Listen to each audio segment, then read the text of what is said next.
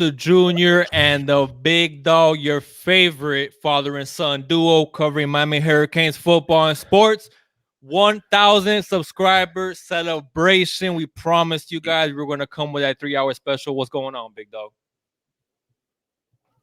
What do you guys say? Good evening, everybody. We got the So party hats. excited. Oh, damn. We got the party hats for you guys and everything, baby. Oh, Hey, and I don't know if you guys can see. This is about as good as I did with the decorations. Have 1,000 back there with the balloons. I actually did get a party hat, guys, and yeah, I left it inside the cart at Walmart. So,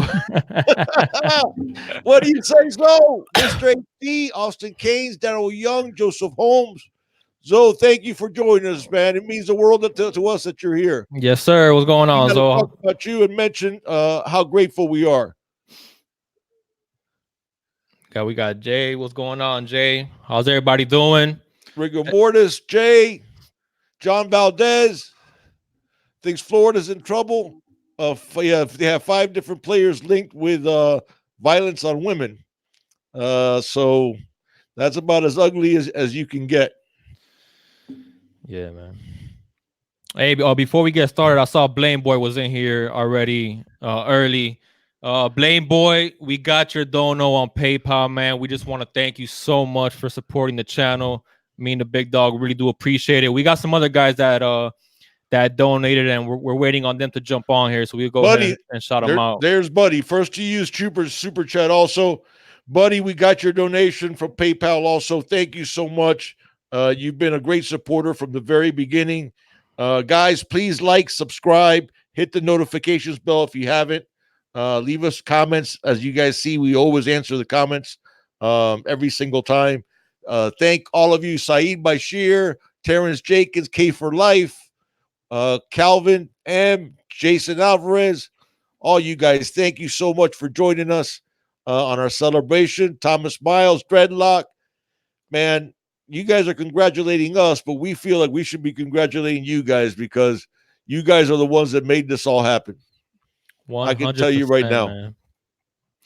Here's to another 2K subscribers. Absolutely, man.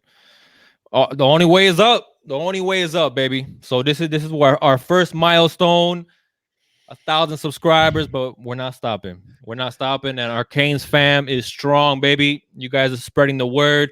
Zoe, wholesome one, Coach Coop, NMD, Paul, Anton, all you guys have helped us get to this milestone of 1,000 subscribers. Our Canes fam is thick, man. And honestly, the support and the love has been just overwhelming. Me and the Big Dog didn't expect everybody to welcome us, especially, YouTube Canes guys that already had established channels and whatnot. We didn't expect such a warm embrace from everybody, so we really do appreciate it, man. Absolutely. And we're grateful and blessed, to be honest. Guys, I do want to say that. I do want to say that, man. The also we got Dan Kane on here too. Dan Kane, we got your donation also. Thank you so much. Thank you, Dan.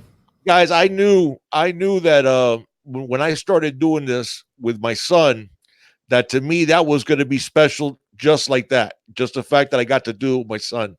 But what I didn't expect was to get the support from all of you that we've gotten.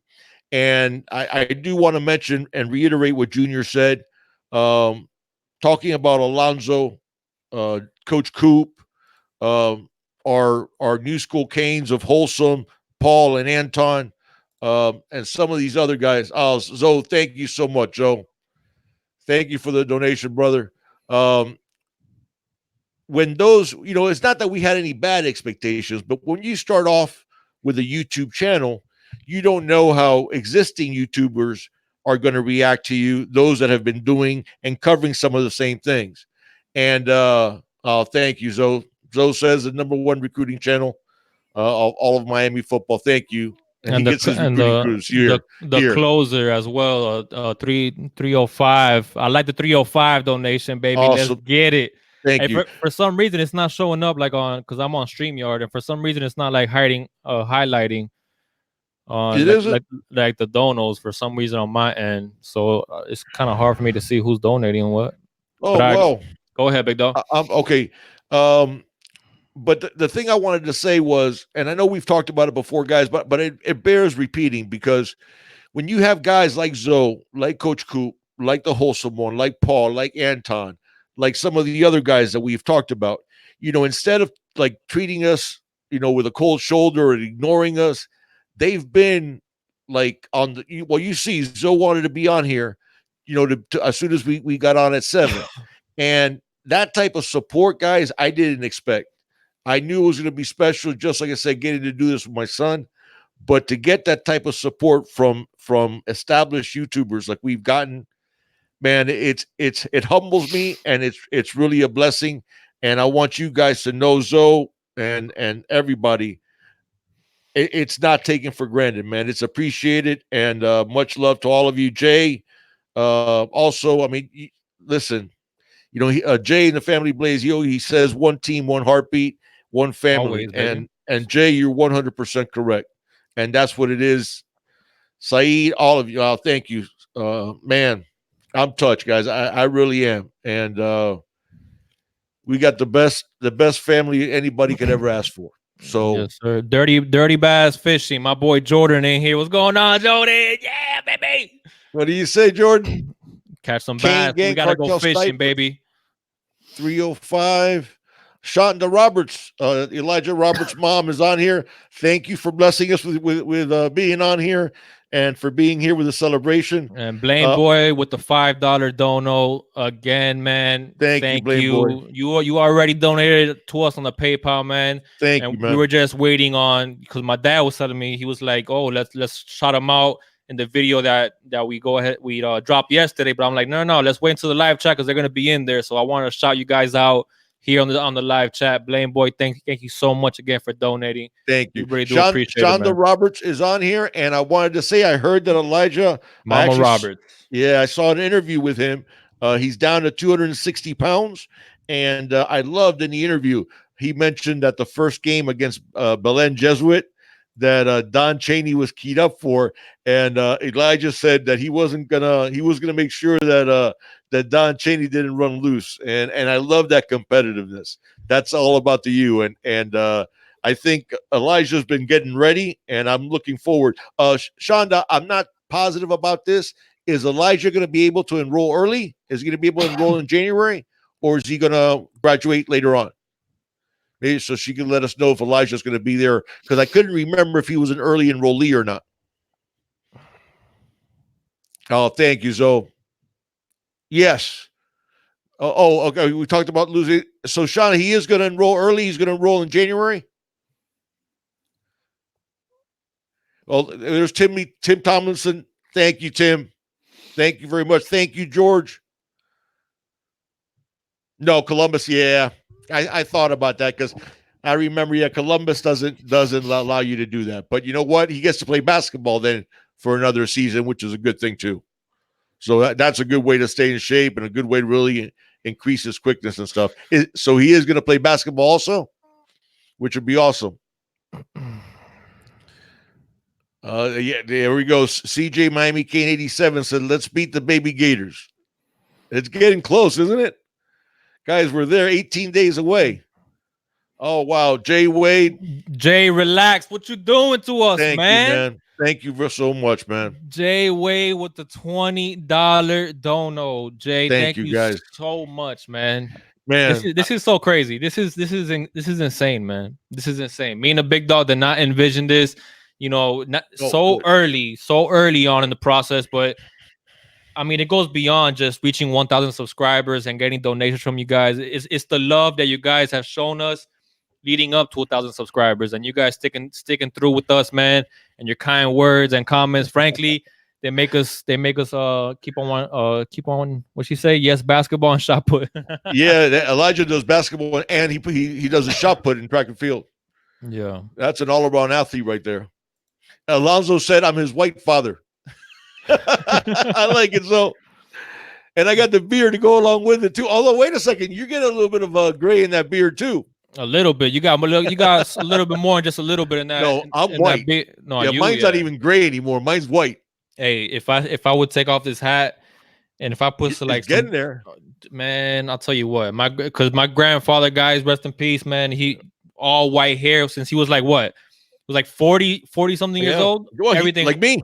Yeah. exactly. So I'm on my way. So I got that much looking, that much to look forward to. Yeah, But I don't know if you guys see there's the WhatsApp.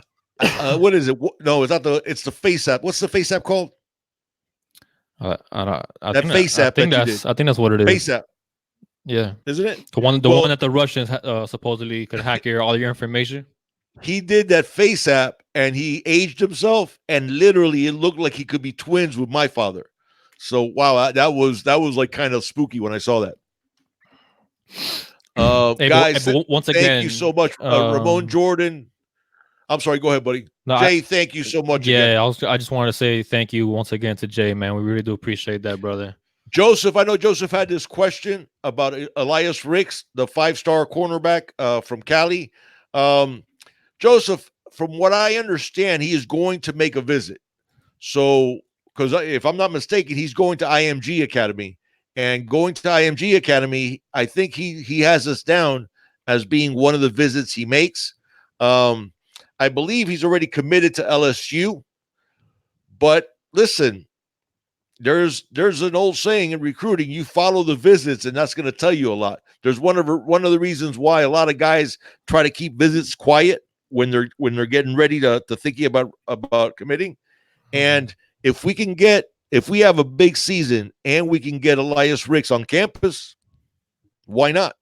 And I have seen film on him, Joseph, and he's a stud. He is every bit. He's one of those guys that's college ready.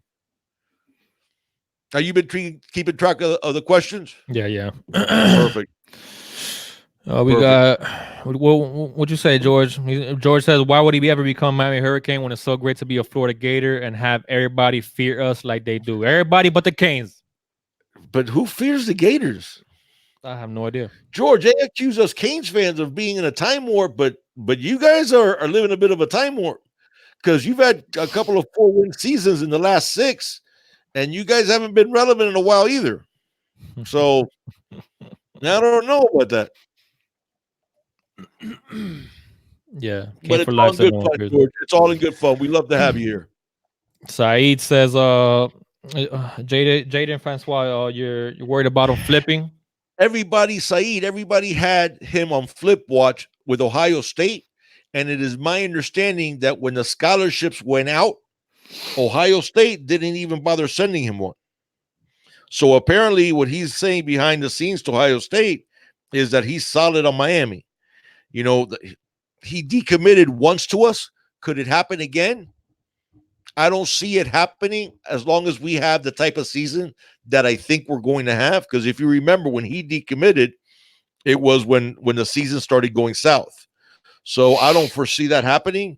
And the fact that everybody had him on flip watch because of the trip to Ohio State, but something to say that Ohio State didn't bother even sending him a scholarship because they knew it was going to be useless. So that's good news. So I'd like to have Francois.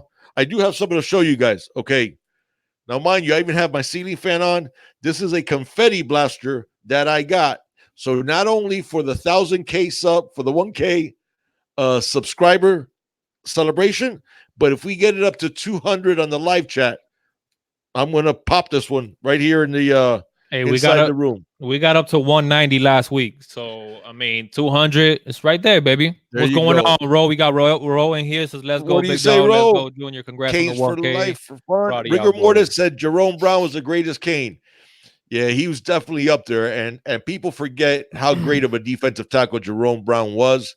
If it wasn't for his tragic death at a very, very early age, he would have had a yellow blazer in his closet, because he was headed to a Hall of Fame career in the NFL, and obviously he died in that tragic car accident along with his 12-year-old nephew. And Jerome, listen, Jerome and Sean Taylor, you know, we lost 2 very young Canes that both were on their way to being Hall of Famers in the NFL.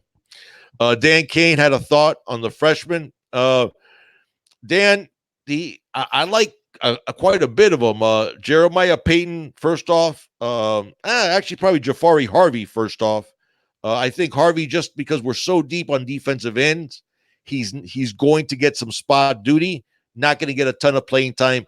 But obviously next year we probably use Patchen. Although I don't know if you guys have heard this, they said there's a possibility that Patchen could be granted an other year of eligibility, a 6th year. Yeah. Because of all his medical issues that he had early in his career. So, but that's not a for sure. Obviously, Patchen has to petition the NCAA and get that medical red shirt approved. But there's a possibility he could even come back next year. But we are going to lose Trayvon Hill.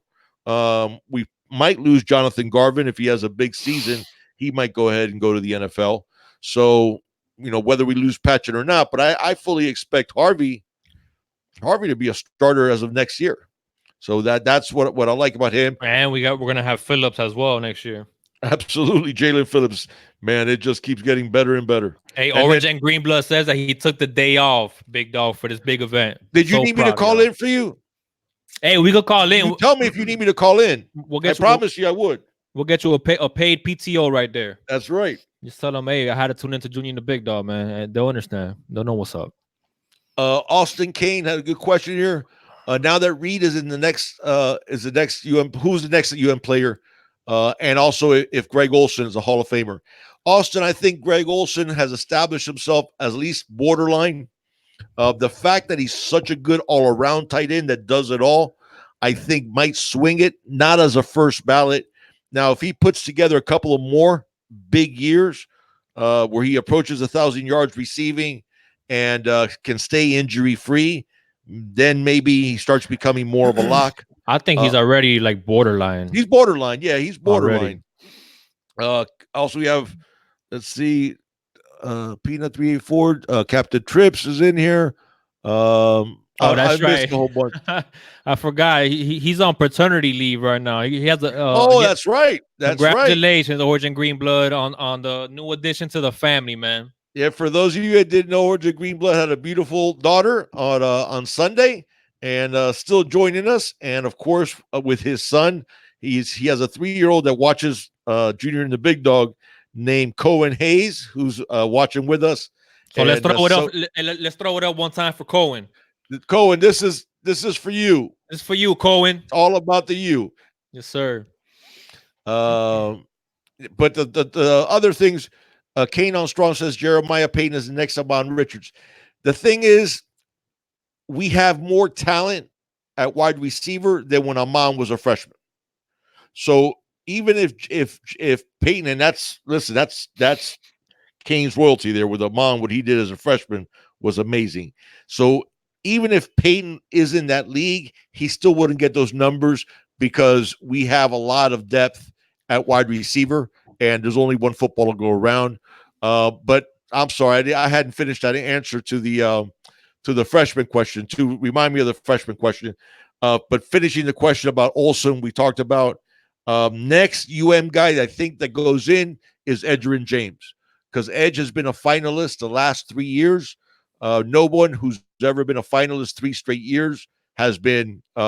Every single person who's been a finalist 3 years in a row has made the Hall of Fame.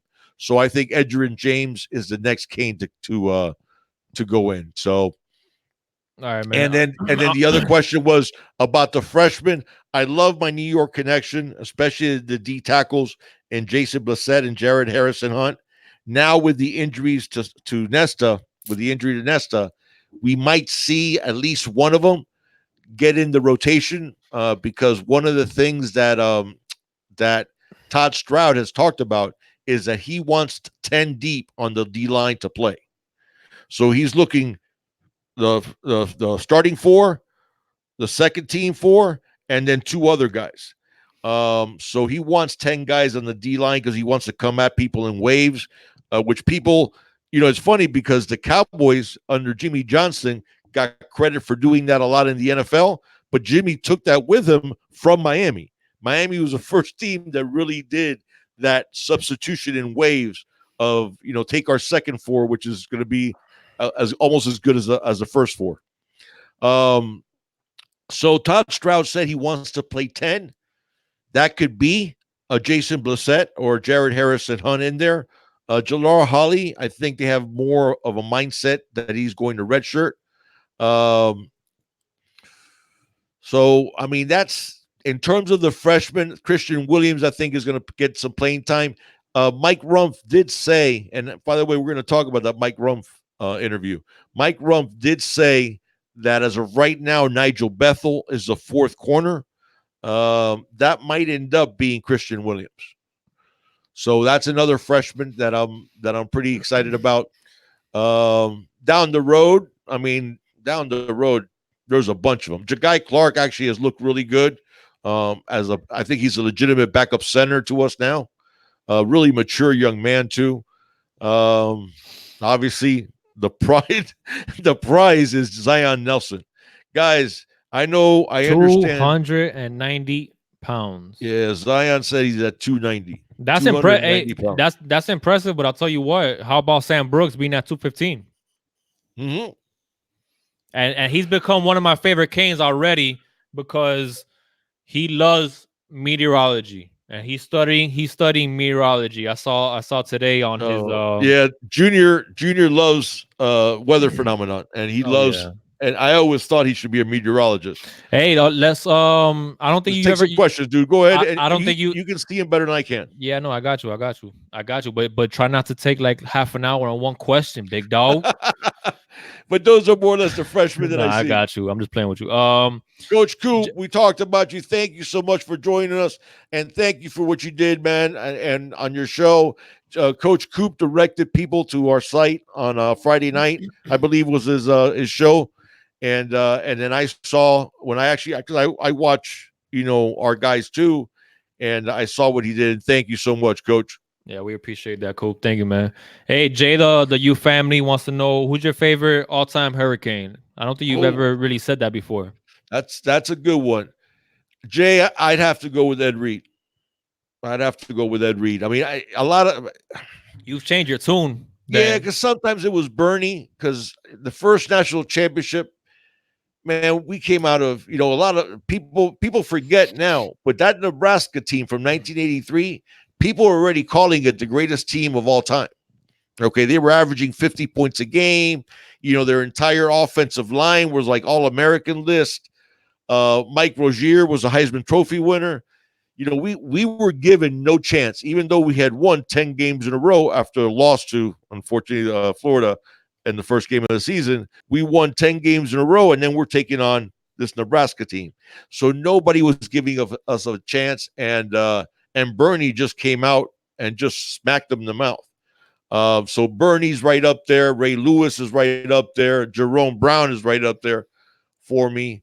But if I have to pick one, it's Ed Reed. I think it's Ed. Just something about the way Ed Reed played. I mean, to me, he's the greatest safety ever played the game. And the way he played the game, he was so... First off, you guys, my background is defense. I've always been defensive-minded. The way he played safety he was Peyton Manning on the defensive side of the ball. And the way he would bait quarterbacks to throw away from him, at least that's what they thought they were doing, and then he made that break on the ball and get there. Ed was. I'm glad you said that. We got 3 hours on this show, so I'm going to point this out. People remember the Boston College play in 2001 when we won our last national championship. If you guys don't remember, we were up 12-7. Boston College is driving towards the end of the fourth quarter, and they're inside our 10-yard line. Okay? So this is our national championship now is on the line. Remember, in 2000, we lost that one game to Washington, and we should have been in a national championship game, and we weren't. So 2001, we didn't want to leave it to chance. So here comes Boston College, a chance to upset us. They throws the ball, defensive line, the lineman tipped it, intercepts it, and then people remember the play because they've seen it when Ed Reed snatches it away and takes it for a touchdown, right? What people don't realize is, think about this. You're near the end of the fourth quarter. A lot of other players, they see the interception, they start celebrating. Ed Reed is thinking, okay, if we get caught right here, we still might have to punt from our end zone. But if I take this ball and take it to the house, game over. And sure enough, that's what he did. And it was 19-7. The thought process, while because you could see it if you watch that clip, as soon as he comes down with the interception, some people went to block, but guys were celebrating, and Ed Reed wasn't. He was already thinking of, no, I need to take this ball for a touchdown. And it was a heads up play on his part to snatch it away from the D lineman and take it all the way to the house. That's the thing with Ed. You guys remember his speech at halftime of the Florida State game. Played smart, played hurt, could hit hard, could cover sideline to sideline. I know people love Sean Taylor, and I did too, but if I had to pick one Kane, it'd probably be Ed Reed. But there's a bunch that I throw in there with him. So Jim Kelly, listen, our first QB that actually got us, a win against then number 1 Penn State was Jim Kelly. So he deserves a lot of the credit too. Yeah. Go ahead, dude. You've changed your tune quite a bit because you've gone on Irvin, you've gone on Kelly, you've gone on Kozar, you've gone on. So now is that because you got inducted to the Hall of Fame, man? No, because I started 6-1, baby. No, like Mike Irvin. Mike Irvin, I think, was a lot of the work ethic that came from those Canes of the 80s came from Mike Irvin. So that's why I put Mike up there too. Jim Kelly, because he was our first, that really got the Hurricanes on the map in the early 80s. It was with Jim Kelly. Bernie, as I mentioned. Steve Walsh. Listen, Steve Walsh lost one game as a starter at Miami, and that was the Cleveland Gary non-fumble game. Think about that. Lost one game his entire career as a starter. And it was a disputed 31-30 game. Right. So Walsh should be up there too. Alonzo Highsmith. Everybody remembers that. It's a GIF now. It's a gift now. Thank you, Ramon. Thank you so much. Thank you for the $2 dono, Ramon. We appreciate it, brother. Thank you, man. It's hard. It's hard for me to pick just one, man. But if I had to pick one, I'd see Ed Reed just because of the way he played football. Kendall Ellis says, congrats on the 1,000. Do you think the 2 and 3 deep are good enough to see us run the score up on fools? I do. The 2 deep lacks experience. That's the only thing I'm concerned of, Kendall, with in terms of talent-wise, they're there, but we don't have a lot of experience on the 2 deep. Yeah. Oh, Dan King talking about when broke his heart when Rusty Medeiros got hurt. Man, that's another guy that would have tore up Sundays. That was as good of a pass rusher, as an instinctive pass rusher as I've ever seen, Rusty Medeiros. And ripped up his knee. I wish, Dan, that they would have had the type of medical techniques, of surgical techniques that they have nowadays, because then I wonder if Rusty would have not been able to come back. And he did come back, but he was a shell of his former self and didn't have a career. Zoe, thank you for joining us, man. Have a good night, brother. We really do appreciate it, man. Thank you, Zoe. Lance said Ray Lewis. You could definitely make a case for Ray. I think Ray gets hurt some because he didn't get to play on the best Canes teams because of the whole probation thing after Dennis Erickson. Yes, Carrie, thank you. Please hit the like button, guys. Subscribe. Zoe, much love to you. Good night, buddy. You got Sammy in here. What's going on, Sammy? Alonzo Highsmith, too. Yep, Byron, absolutely. McKenzie, what's up, guys? I want to say, Jay, to this day, the best high school player I've ever seen in my life was Alonzo Highsmith. Best high school player I have ever seen. I saw Alonzo Highsmith people forget he was a linebacker, make 29 tackles in one game. No lie. You talk about covering sideline to sideline as a linebacker. Alonzo Highsmith was a beast. Hey, what did you think? Because I saw Orange and Green Blood put it in here. He said, did you see the quote that Manny made about the Florida game? He said, if Florida brings the lube and asks nicely, we might take it easier on them. The Gators need to be taught a lesson. I don't think that Manny might have quite said that. But yeah, I'd like to put him. Sammy. I thought it was a kind of everybody cheap shotted him because nobody could block Rusty Medeiros. They just couldn't block him. Let's see how many wins this year. Allen Kane, I'm saying at least 11. Yeah, I'm going 11-1. Yeah, I'm probably going 11-1. We're gonna do a breakdown. The two games. There's three games that I'm worried about. Mo, thank you so much, Mo, for the donation. Thank you, Mo. We appreciate it. Watch out for my Cardi this season. He gonna put on great show, number one. He's gonna be the number 3 wide receiver to start, Mo, Yeah, without a doubt. I think yeah, Harley's I gonna agree with be. that. Now we'll see if down the line Mark Pope gets a little bit more playing time as that number 3 guy, and we're also gonna see Hightower on the outside and Wiggins on the outside. But I think Harley in that slot's gonna get a lot of playing time. Yeah. Shoot, what the heck was I talking about? Let me move it up Uh, here. Not sure. We got Anthony. Thank you, Anthony, for the congratulations, man. Shout out to Big Dog for liking my tweet earlier. Much love, It was true. Anthony. We were Wrong. talking. Saeed, you got us going 9-3, man. What three losses? What are the Well, three? What are the there's three losses that you think? I mean, hey, it's 9-3 still wins the Coastal. I mean, it's not. I mean, not it's good not enough. terrible. Yeah, Not. Saeed, I just don't see us winning less than 10. There's three games I'm concerned about. Period. Just three. Opening week against Florida, especially because it's a brand new offense. So I think there's going to be hiccups. Anytime you have a brand new offense, there's going to be more procedure penalties. There's going to be some hiccups. There's going to be receivers running the wrong pattern. There's just not, like I said, not covering the tackle, false starts because people are thinking too much, trying to remember their assignments. You're going to see some hiccups. That's why I'm worried about game one. I'm worried if we get past game one and we are undefeated going into Tallahassee, that's going to be a huge game for them. And I worry about us being overconfident. And then the only home game I'm worried about is Virginia, and strictly because we play them on a short week while they have an off week to prepare for us. But that doesn't mean that, I mean, especially the Florida State game and the Virginia game, I expect us to win. Yeah. But it's concerning. Those are the only three games that I see us potentially slipping, and I think we are able to take at least two of those. Hey, very quick. We got a donation from Mamba Roberts. Thank you so much through our PayPal.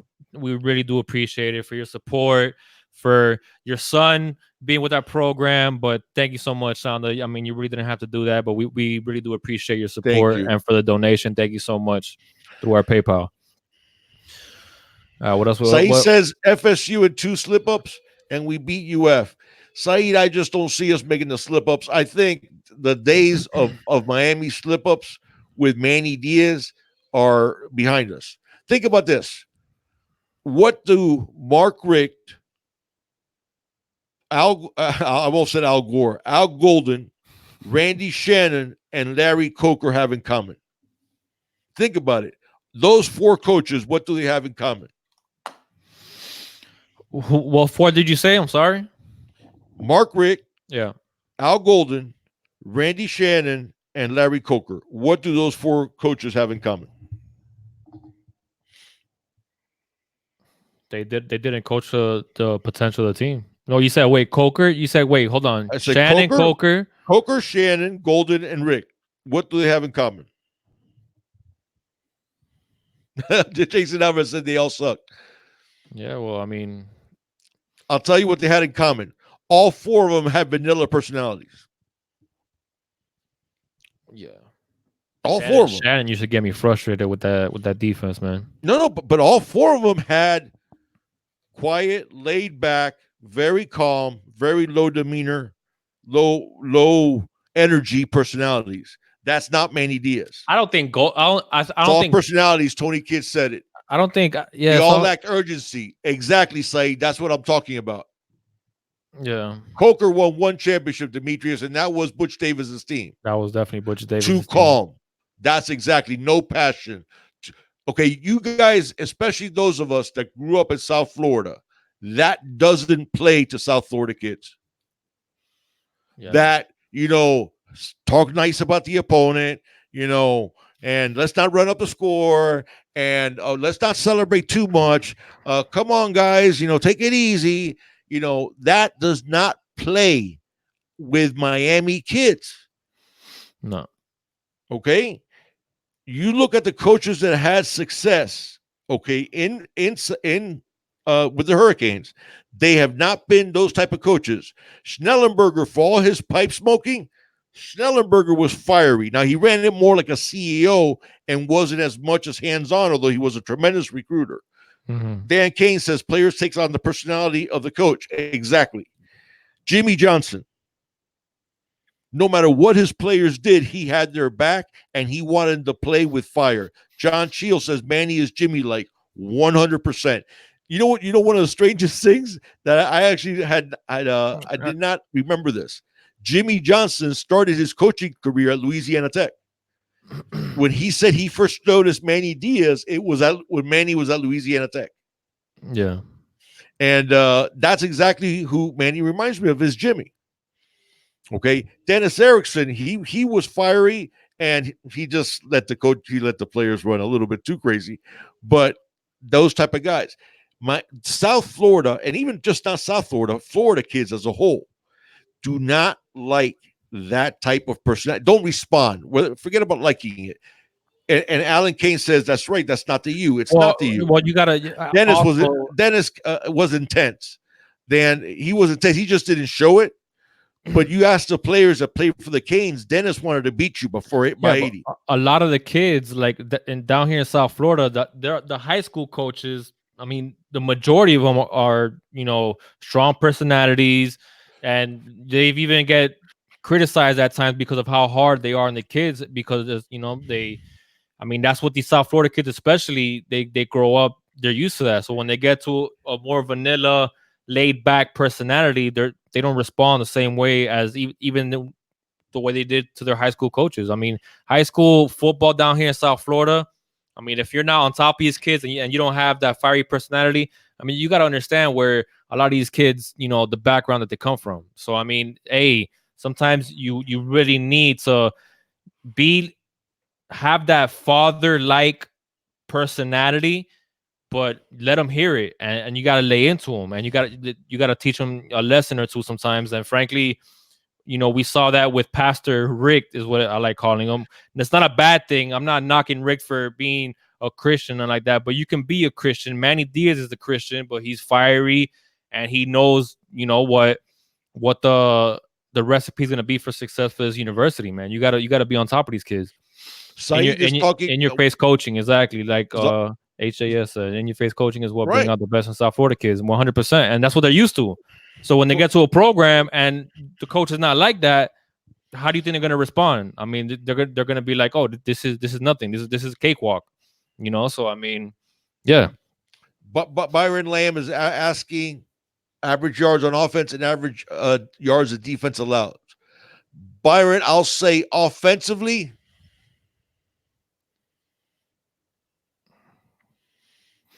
I'll go 421. It did. Oh offensively. my goodness. And defensively,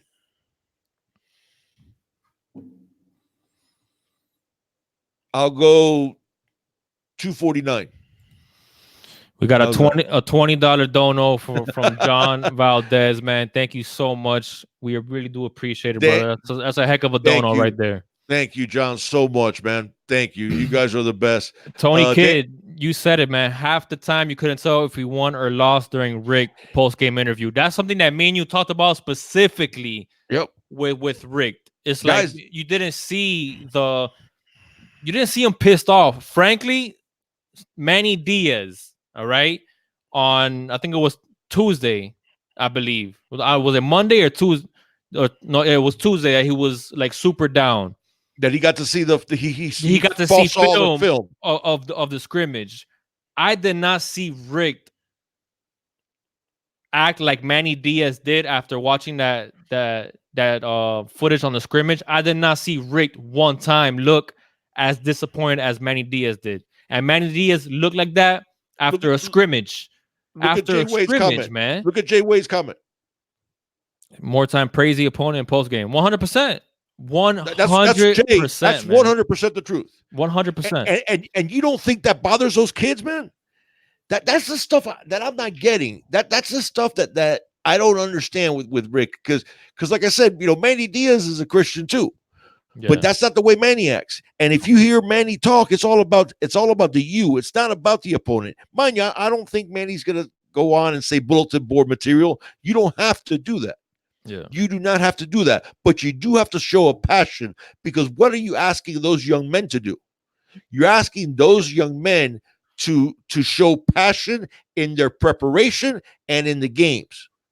Now, if you don't react with that passion, if you allow a strength and conditioning coach to miss appointments with players, if you allow a punter who has the yips to return as your punter, and even though he has the yips again, you keep him in for a couple more games.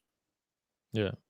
Not just that, man. Hey, That's look, no sense of urgency. not That is telling the team, listen, if we don't do great, okay, I want you to do great, but if we don't, I understand. No, I'm sorry. There has to be a sense of urgency. This is the standard. You need to meet it. You don't meet it, I'll find somebody that will. yeah. And that's why I see a lot of people were like, "Oh no, we're in trouble because they saw Manny and the coaching staff so down and disappointed." Guys, Manny wasn't down. Manny was Manny was was ticked. mad. He was Yeah, salty. he was mad because he saw the film of that scrimmage, and what I like is that you didn't hear, "Oh yeah, we did some promising things. Look, Things are looking up. This and that." I mean, no, look at he was Nicholas. like, Look at Nicholas G's comment. That is Mark Rick right there. respect. Yeah, 100%, 100%. Respect to them. They played a tough game. Well coached. Got the players prepared. We just didn't execute today. We'll figure it out during the practice next week. That's 100% right, Nicholas. That's exactly what Rick would say. Yeah, exactly.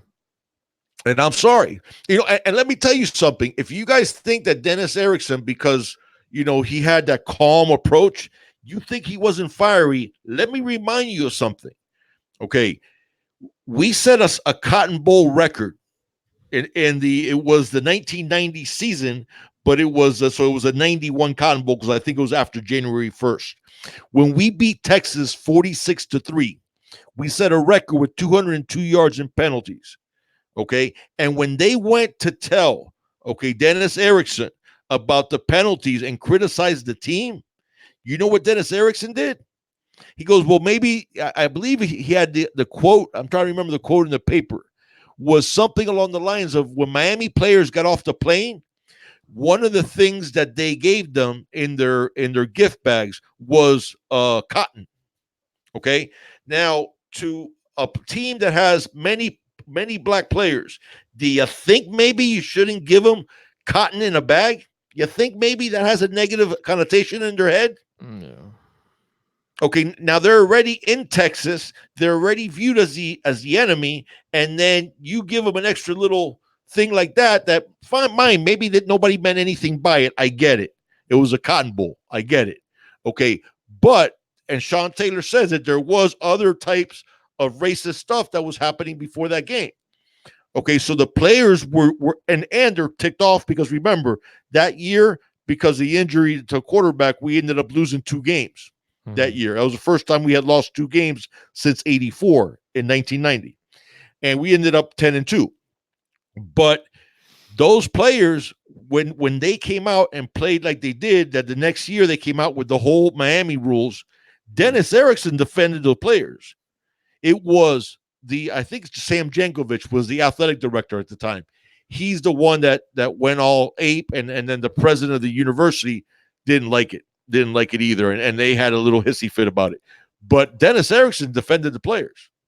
Yeah. So listen, that you can, if you want to say that calm and pastorally demeanor is okay,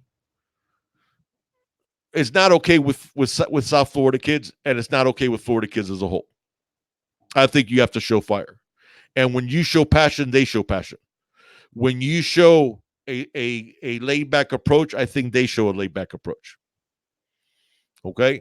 One thing I do want to point out. How about we talk about this, guys? Mike Rick said that Mark Rick.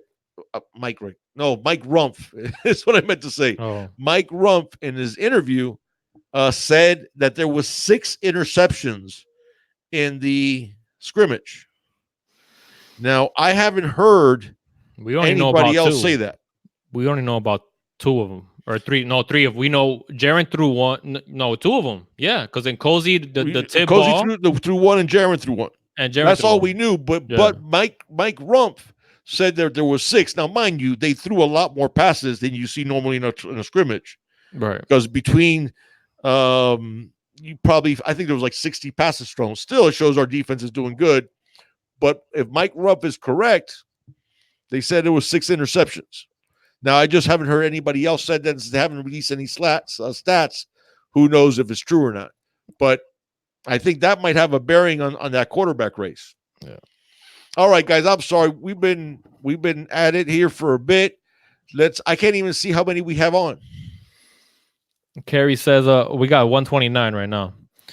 Hypothetical question: what would have happened? Oh wow, yeah, what would have happened if Butch Davis hadn't took the Cleveland job and just stayed at the U?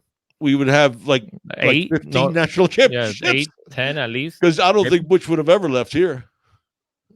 Yeah, I think we would have close to 15. Oh, so seriously. Cozy threw 2 picks. Are you sure, Carrie? I don't listen. All I know is I don't even know. I know Gervin Hall. I know Gervin Hall got 2 picks. Okay. Yeah. And they showed the 2 picks. One was by Cozy, one was by Jaron. Right. And with Gervin Hall. Right. Mike Rumpf said that there was 6 interceptions. Because when the reporter sort of, I guess it bothered him a little bit too, because the reporter asked it in a way, hey, how about the fact that Manny said the quarterbacks completed 71%? What does that say about your cornerbacks? I mean, I'm just blaming the cornerbacks, but what does that say? And then he said that they played the run real well. And oh, by the way, they got like 6 interceptions. So whether they did or not, I don't know. But that was what was said. Yeah, you see, I did hear that though, Terrence. Terrence said 1 pick and a fumble by Nkosi. I did hear that. So it sounds like Nkosi had 2 turnovers. And then Jaron threw on the pick, and I don't think Tate turned over the ball or Is that what the final verdict was? Well, that's what I've been hearing all along with the scrimmage was that there was there was 2 interceptions, but then Nkosi did have a turnover. Like I think he fumbled the ball, he lost the ball. But Dan Kane says, "What is Schnellenberg at State?" There's you go. That's another one. So yeah. That's another one because Schnellenberger, he knew how to recruit. Hey, what's up? What's up with everybody? Is it because I have a question? Oh, Saeed said something that's true. It could be that Matocha or Proctor threw a picks when they were in because they might have given him a couple throws. I'm not sure about Proctor, but they might have given him a couple. You might be right. That's a good point. If Tate would have thrown, that's funny. If Tate would have thrown a pick, the world would have known. So what's going on with this whole I don't know. I don't know. Should we get into talking about quarterbacks or not yet? We can, because people are like going crazy and overreacting today because of a 30-second clip where Enos was with Tate and Jaron. The 30-second clip is first Tate, and he it was a little slant and he like threw it 10 feet over the guy's head, and then Jaron just looked beautiful and hit the receiver in a perfect stride on a slant, perfect ball placement right where you're supposed to put it so he could just turn around and run with the football. So then a lot of people are like, oh watch out, Jaron, look at Jaron. So I've noticed today the talk on Jaron has picked up on Twitter like crazy. 247 reported Jaron had a really good day. But he's been having good days. I know. So it had nothing to do with him having a good day. No. I want to spread because those of you who have seen our last video that we released yesterday morning. I sort of told you guys what the spread coast is all about. Don't go into that because we're going to release. No. But here's what I want to go into is what that video, the thing is I went into is that it spreads the defense horizontally. Okay. Yeah. The thought behind the West Coast offense of spreading the defense horizontally is so when the short and intermediate routes, guys can get the ball with perfect ball placement and run up the field. We talked about in that video Jerry Rice doing that with Joe Montana. The thing with Jaron is, guys, when it comes to short and intermediate throws, he has perfect ball placement consistently more than Nkosi or Tate. Okay. That's a huge element of the West Coast offense. Okay. So that's the thing I want you guys to understand is that type of ball placement is important always, but it's much more important in a West Coast type of scheme. Now, Dan Enos has West Coast and spread types of a combination scheme. So I want to point that out, and I think that's why Jaron is the guy I think will be the guy. Oh DJ Yes Sir Kane was talking about that Tate throw. He's like, he threw it to me all the way over here in Atlanta. Listen, guys, that's the thing. Was bad, man. That was a bad throw. That's the thing. Oh my goodness. You have to make those throws, and that are. Give me 1 second. Can you hand me those papers that are there? Those just that whole stack. Thank you.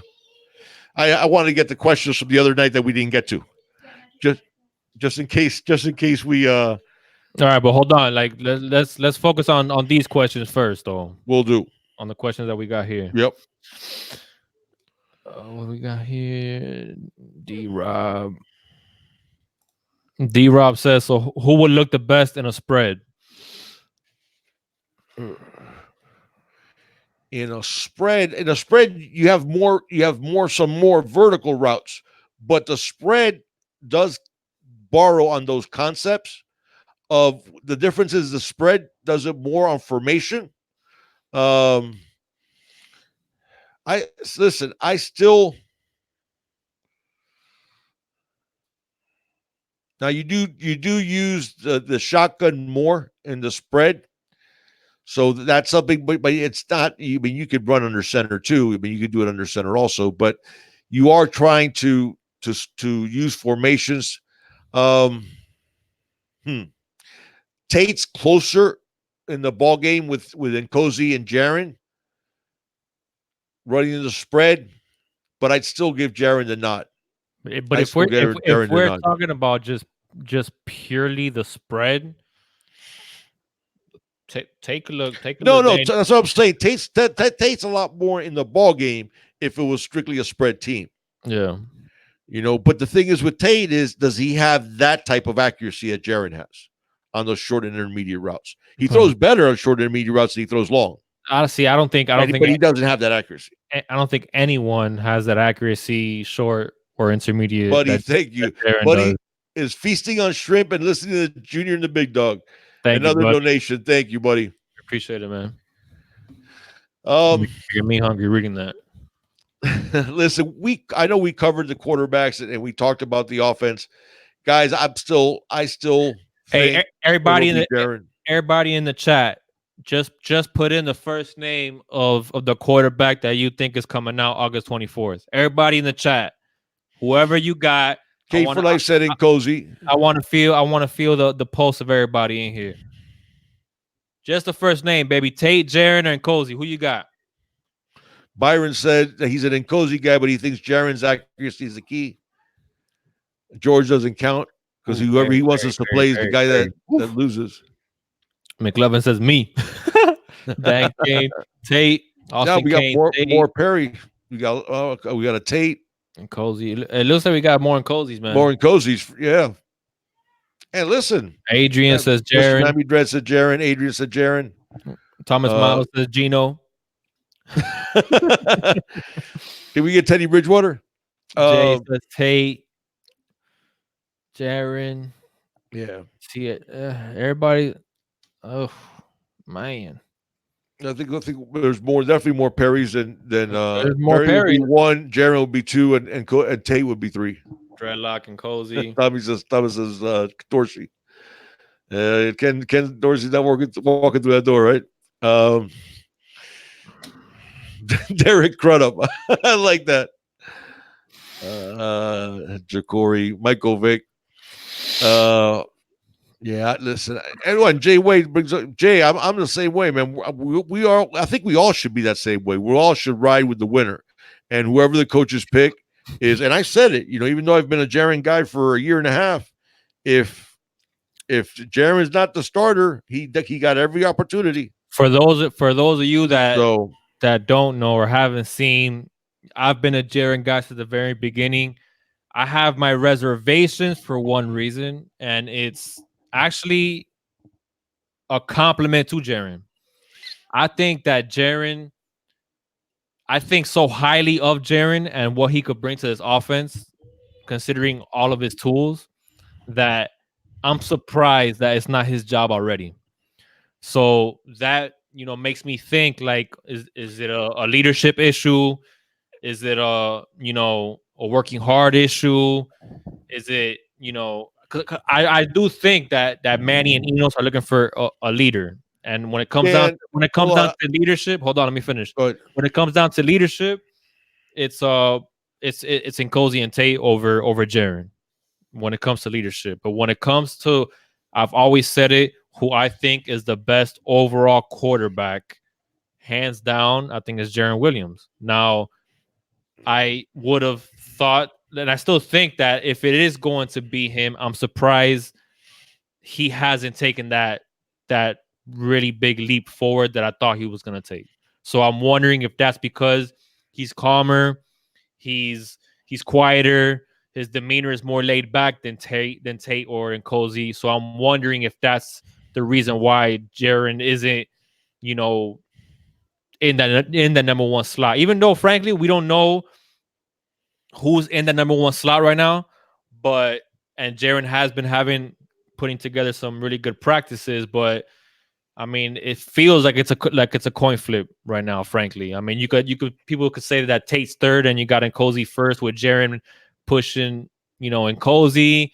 But honestly, I have no idea who's leading right now. The scrimmage this weekend, I think, is going to end up determining who's going to be the starting quarterback. But I keep on wondering why Jaren, having all the tools, being the most accurate quarterback, and guys, we talked about it. People talk about Nkosi's legs.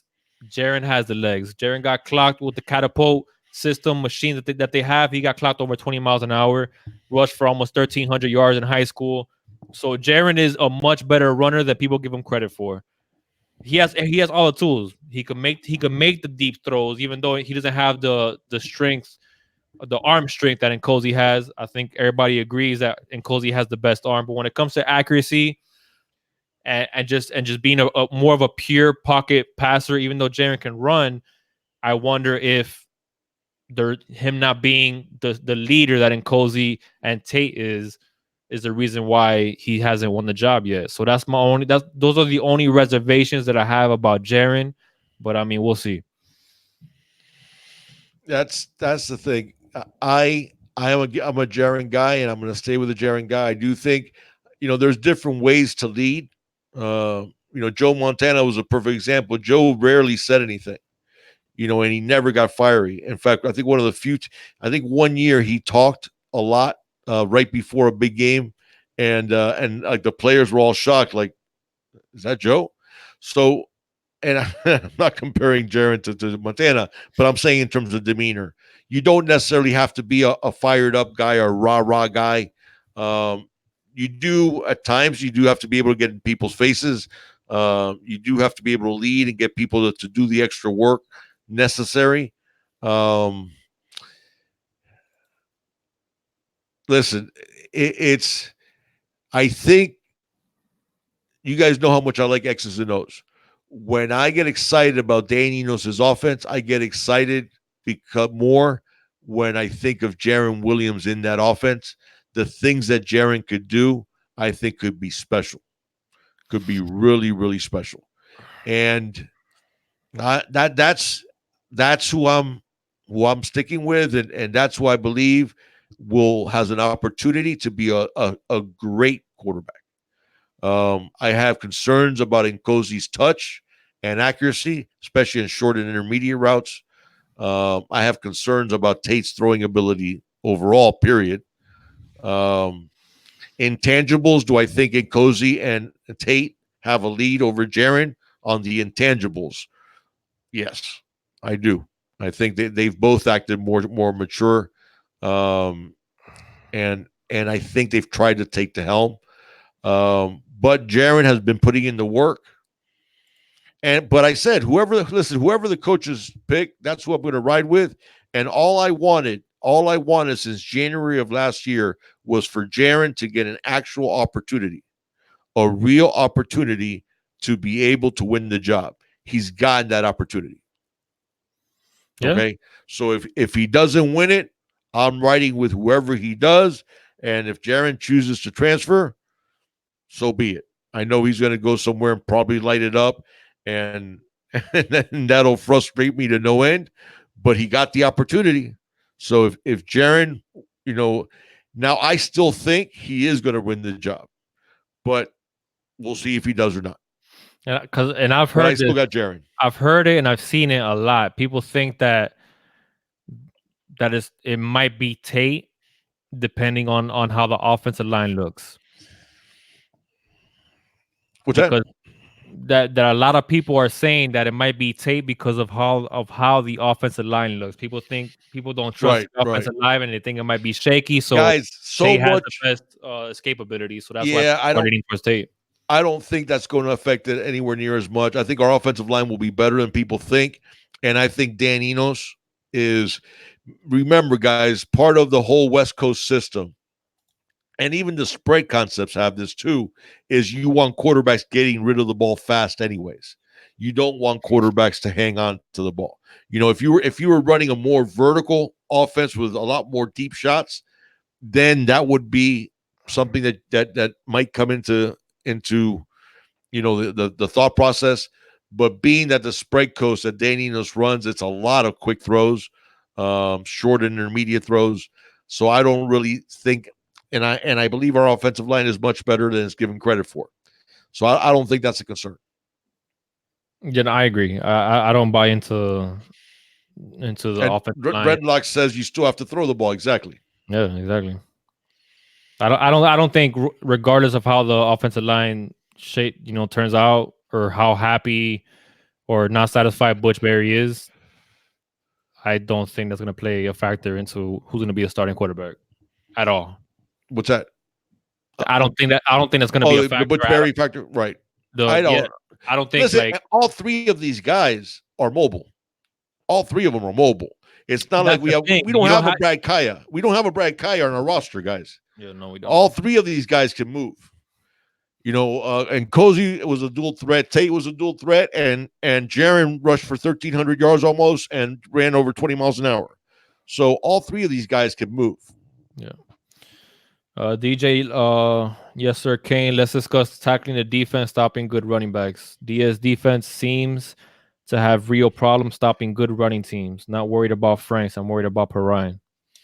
Um, I am worried some about Franks because he likes to scramble, and Yeah. Dan Mullen was really encouraged that, and you saw it on the second half of the season. You saw Franks running much more than he did the first half. I do think that some of this issue of the tackling, I think it's been overwork, especially last year, because you look at early on that game with Boston College, they were doing decent. Same thing as Wisconsin. And I think the 3 and outs, the constant listen, and the game against Wisconsin, our passing game was 6 for 17 with 4 interceptions. Okay. You're gonna wear out your defense. Okay. And that game, remember, George Willis Gerald Willis sat out. Joe Jackson got hurt early and missed the rest of the game. You had a lot of guys already checking out because of the type of year that we had. The Boston College game, I think we wore down. I'm not worried about us stopping the run, especially with the problems that Florida has on the offensive line. But I think it's been more of, listen, guys, our defense got the sucky end of the straw last year. If you saw, they have a stat that's a field position. Like it's based. The stat is the positions that the defense is placed under, and Miami was like 127th out of 130 teams Mhm. in terms of giving opposing teams the best field position. Remember, our punting game sucked, and our offense had a ton of 3-and-outs. Probably led the nation in 3-and-outs among Power 5 schools. So when you put that much stress on your defense, and sooner or later, I think they're going to give up some ground. So, and I see Brandon was talking about that if Perry starts or Perrin, their Tate's going to come in with a package.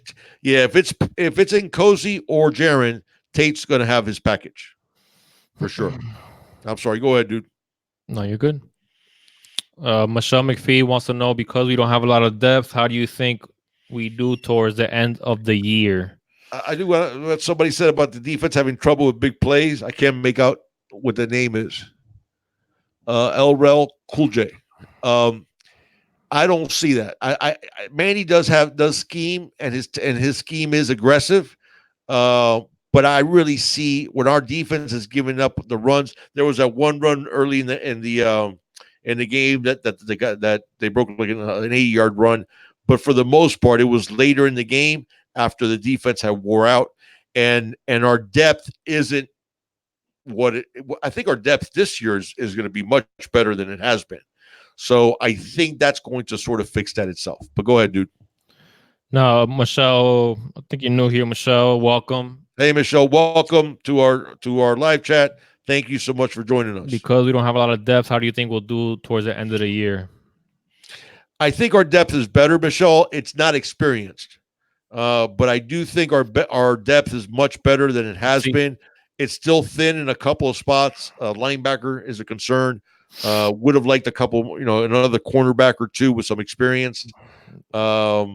See, I'm on the boat of, I think we're gonna see the best Miami Hurricanes team this year more towards the middle and end of the year, because I think the hiccups and the lack of experience, when it comes to our safeties and some secondary and stuff like that. I think we might see some hiccups early on in the season, but I think already, once you're talking about 6, 7, 8 games under their belt, I think we're gonna see a better football team towards the middle and end of the year, frankly. So I think we'll be even better off towards the end of the year compared to starting off 10-0 and slacking off towards the end of the year. So if this team is gonna have any roadblocks or any hiccups, it's gonna be early on. But I truly expect to see an elite Miami team. Once we get past that Florida game, especially, and we get the season rolling, and towards the middle of the season, start getting that ACC schedule. Yeah, and really start going in. So yeah, but to her point is what she was saying is, if you remember in 2017 when we lost Mark Walton, we lost Amon Richards, and we lost Chris Herndon. So we lost our our best possession tight end, our best receiver, and our best running back. Yeah, but injuries is unpredictable. I mean, that's but that's what she means is she was concerned about the depth. Well, now, if God forbid, if something happens to DJ Dallas, okay, here's Cam Harris and Lorenzo Lingard and Robert Burns for you. Something happens to Jeff Thomas, let's say, who is our best receiver the way Amon Richards was. Well, we got Mark Pope, Brian Hightower, we got all these. So there's a lot more talent. I mean, you're looking at 10 deep on the defensive line. You're looking a wave of 4 guys at safety. I think we're much better prepared to handle those injuries, and there's always going to be injuries during the course of a season, unfortunately. So, D-Rob wants to know what game y'all think Bubba Bolden will see meaningful snaps. D-Rob, probably I'd say game 3, game 4 is probably when you're going to start seeing him really, really as a big part of the defense.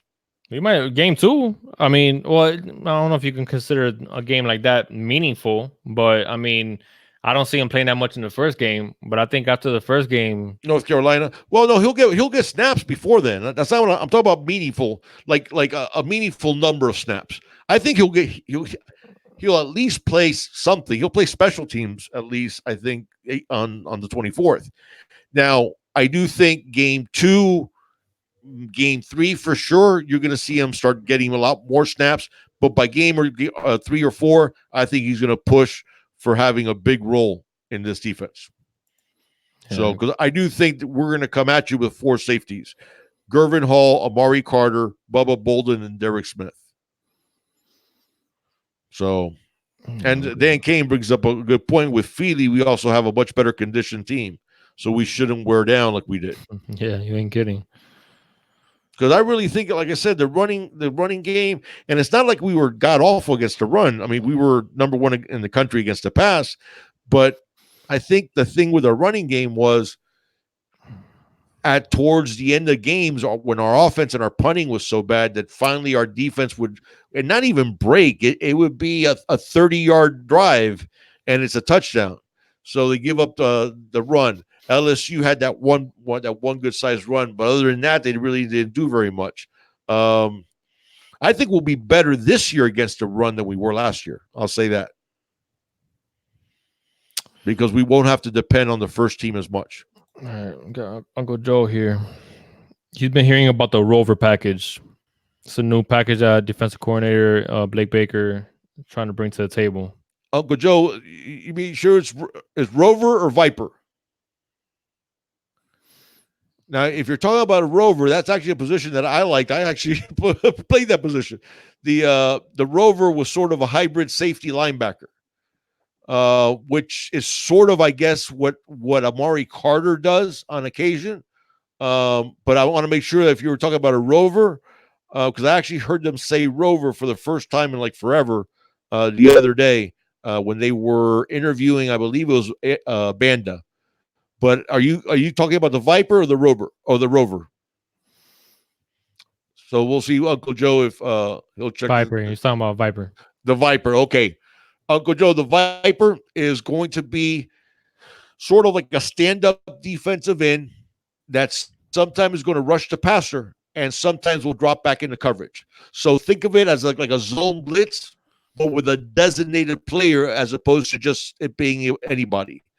So Robo Height, the 4-star that we're recruiting from Georgia, he's been brought in to play the Viper. You'll see Trayvon Hill play the Viper some. You might see Jafari Harvey play the Viper some. So it is a defensive end that can, because here's the big part of the Viper. The defensive end, there has to be accounted for in the blocking scheme. Okay, so if you drop, let's say it's Jafari Harvey. So Jafari Harvey's on the left side of our defense, so the right side of the offensive line, and they have to account to block him. Well, all of a sudden he drops back into coverage and covers that short zone. Well, now you can overload the other side of the line, and then that's when you get those mismatch, and maybe you get somebody that goes in free on the quarterback. So that's the good part of the Viper. It's a defensive end that sometimes drops into coverage, and then that gives you opportunities to give teams a zone blitz look without it being technically a zone blitz, because on zone blitz, you don't want sometimes a 270-pound defensive end to drop into a zone. Right. Because if you get him in space, he'll get exposed. So that's the whole point of the Viper. Is a zone blitz philosophy without having to leave yourself exposed with an actual zone blitz. So if wherever that Viper drops back into coverage, you overload the other side, and then you can get in on that quarterback. Yeah. So it says the position, Trent Harris did do that some.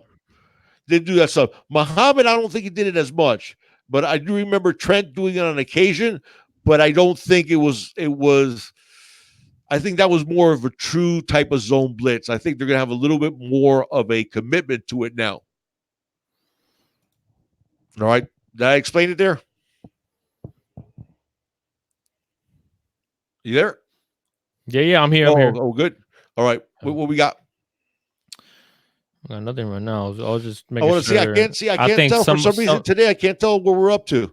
Some 121 right now. We're, Okay. we're hovering around there. So somebody I think asked a while ago, who does Lingard remind you of? And I think they referenced Darren McFadden. I'm not sure. I don't remember who it was, guys. I'm sorry who exactly said that, but I see the guy who reminds me the most of, guys, and I hate to do this to you because it goes way back. Lingard reminds me of a guy named Curtis Dickey who played at Texas A&M, and then he played for the Colts from like 1980 to 86, I want to say. Dickey was also a track star, like Lingard. Same type of style. Had some really good years. Had it, I think he had a 1,100 yard year, and I want to say like 2 800 yard years. But Curtis Dickey is who reminds me of. Dickey had very much that style that once he got through the hole, that he had that one cut ability through the hole, and he just rises up and runs like a sprinter. And that's who Lingard reminds me of the most. mm, Togger, I don't I know, see some. man. I'm trying. I see some of that in there. I do Yeah, see some of that because he Gurley does just, some of that for sure too. but he doesn't run as straight up like Lingard when he's running the football. Like he looks like he's running track, Right, especially right, right. when he gets his Well, stride. that's the thing is that's why I picked Curtis Dickey Right, because Curtis Dickey was a track star. right, Curtis right. Dickey was the type of guy who could run in the Olympics. You guys don't know Lorenzo Lingard talked about where he was rated in the I believe he was like third in the country as in the hurdles. He was a hurdler, and in high school, and Lingard talked about that. He had a dream of possibly competing in the Olympics as a hurdler. So that's why he reminds me so much of Curtis Dickey. hmm Carlos Thurman says McGahee with Yeah, more with more speed. speed, but McGay he ran a little bit. He ran a little bit lower center of gravity than Lingard does. Yeah, That's why it's hard to pick an exact I'm trying to think match, of. but Curtis Dickey is the one that came to mind. When I started watching film of Lingard in high school. That's what the guy that came to my mind was Curtis Dickey. Yeah. Austin Kane said, that's a good question. Of all the 2020 kids, who are you guys most shaky on actually signing? He feels it's Jaden Francois. I see, Austin, the thing is, Francois, the fact that Ohio State didn't send him a scholarship, I don't think it had to do with Ohio State. I think it had to do with him. That I don't think they thought that the visit went as well as they had hoped. So I'm not concerned about Francois. And frankly, if we do what we're going to do, the only ones I would say I'm concerned about is Romulo Height, because I think the Bulldogs are going to want him That's bad. that's what I was thinking And being about. he's from Georgia, and Darren Branch, being that he's from Louisiana, that if LSU goes after him hard. I'm not worried about Branch, but I'm starting to. It's revved up a little bit with Georgia when it comes to Romello Height. Yeah. Well, the entire SEC has offered him basically. Yeah, But the fact that he is a Georgia kid, that's the thing that scares me a little bit. yeah, that does scare me a little bit. But we'll see. So Dickey won NCAA championship in 60-yard dash Thank you, three Jay. times. Thank you, Jay. It's Jay. So you're a distinguished gentleman like myself in terms of age. We're not going to call us old. Doesn't Lingard's running style remind you very much of Curtis Dickey's? And because Jay obviously is going to remember Dickey, and that's who I thought of as soon as I saw Lingard in high school. I went, man, he runs like Curtis Dickey. Yeah, yeah. Austin Keynes, Romero looks like he could play right now. He is a beast. That dude has like no fat. Yeah. Jay said he's an OG. Yeah, we both are, Jay. So you remember Dickey. That's really, if you look at Lingard's tape, that's who I think of as soon as I saw him play. I went, oh man, that's Curtis Dickey. John Valdez says, how many throws for the quarterback against Florida? He thinks the running back is going to be a key. How many throws for the QB against Florida? Yeah, I'll go 25 passes attempted. I'll go 25, maybe at the most 30. And I think you're probably looking at 35 runs. maybe Yeah, 40 runs. I was gonna say I see us running the football, you know, more with against Florida. Yeah, 25 max. Twin says 25 max. Yeah. Yeah, that's all. I don't see more than 25 to be honest with you. Yeah. I don't, I mean, Like hopefully I would love to see like a 13 for 18 game for 200 and plus yards and 2 touchdowns, and then have like 2 or 3 touchdowns running the football. Like that's what I envision. Hopefully it's that accurate when it comes to completion percentage. But that's what I'm seeing. A 13 for 18, a 13 for 21, kind of a passing game at least. all right. Uh, L If Jake L Cart Rel Cool J said, "Are we concerned about Amari Carter and pass coverage?"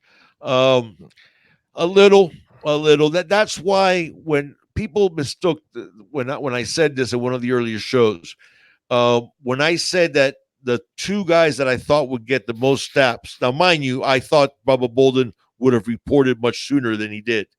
But the two that I think down the road would get the most snaps would be Gervin and Bubba, because Gervin and Bubba, both of them are very good in coverage, and both of them can hit.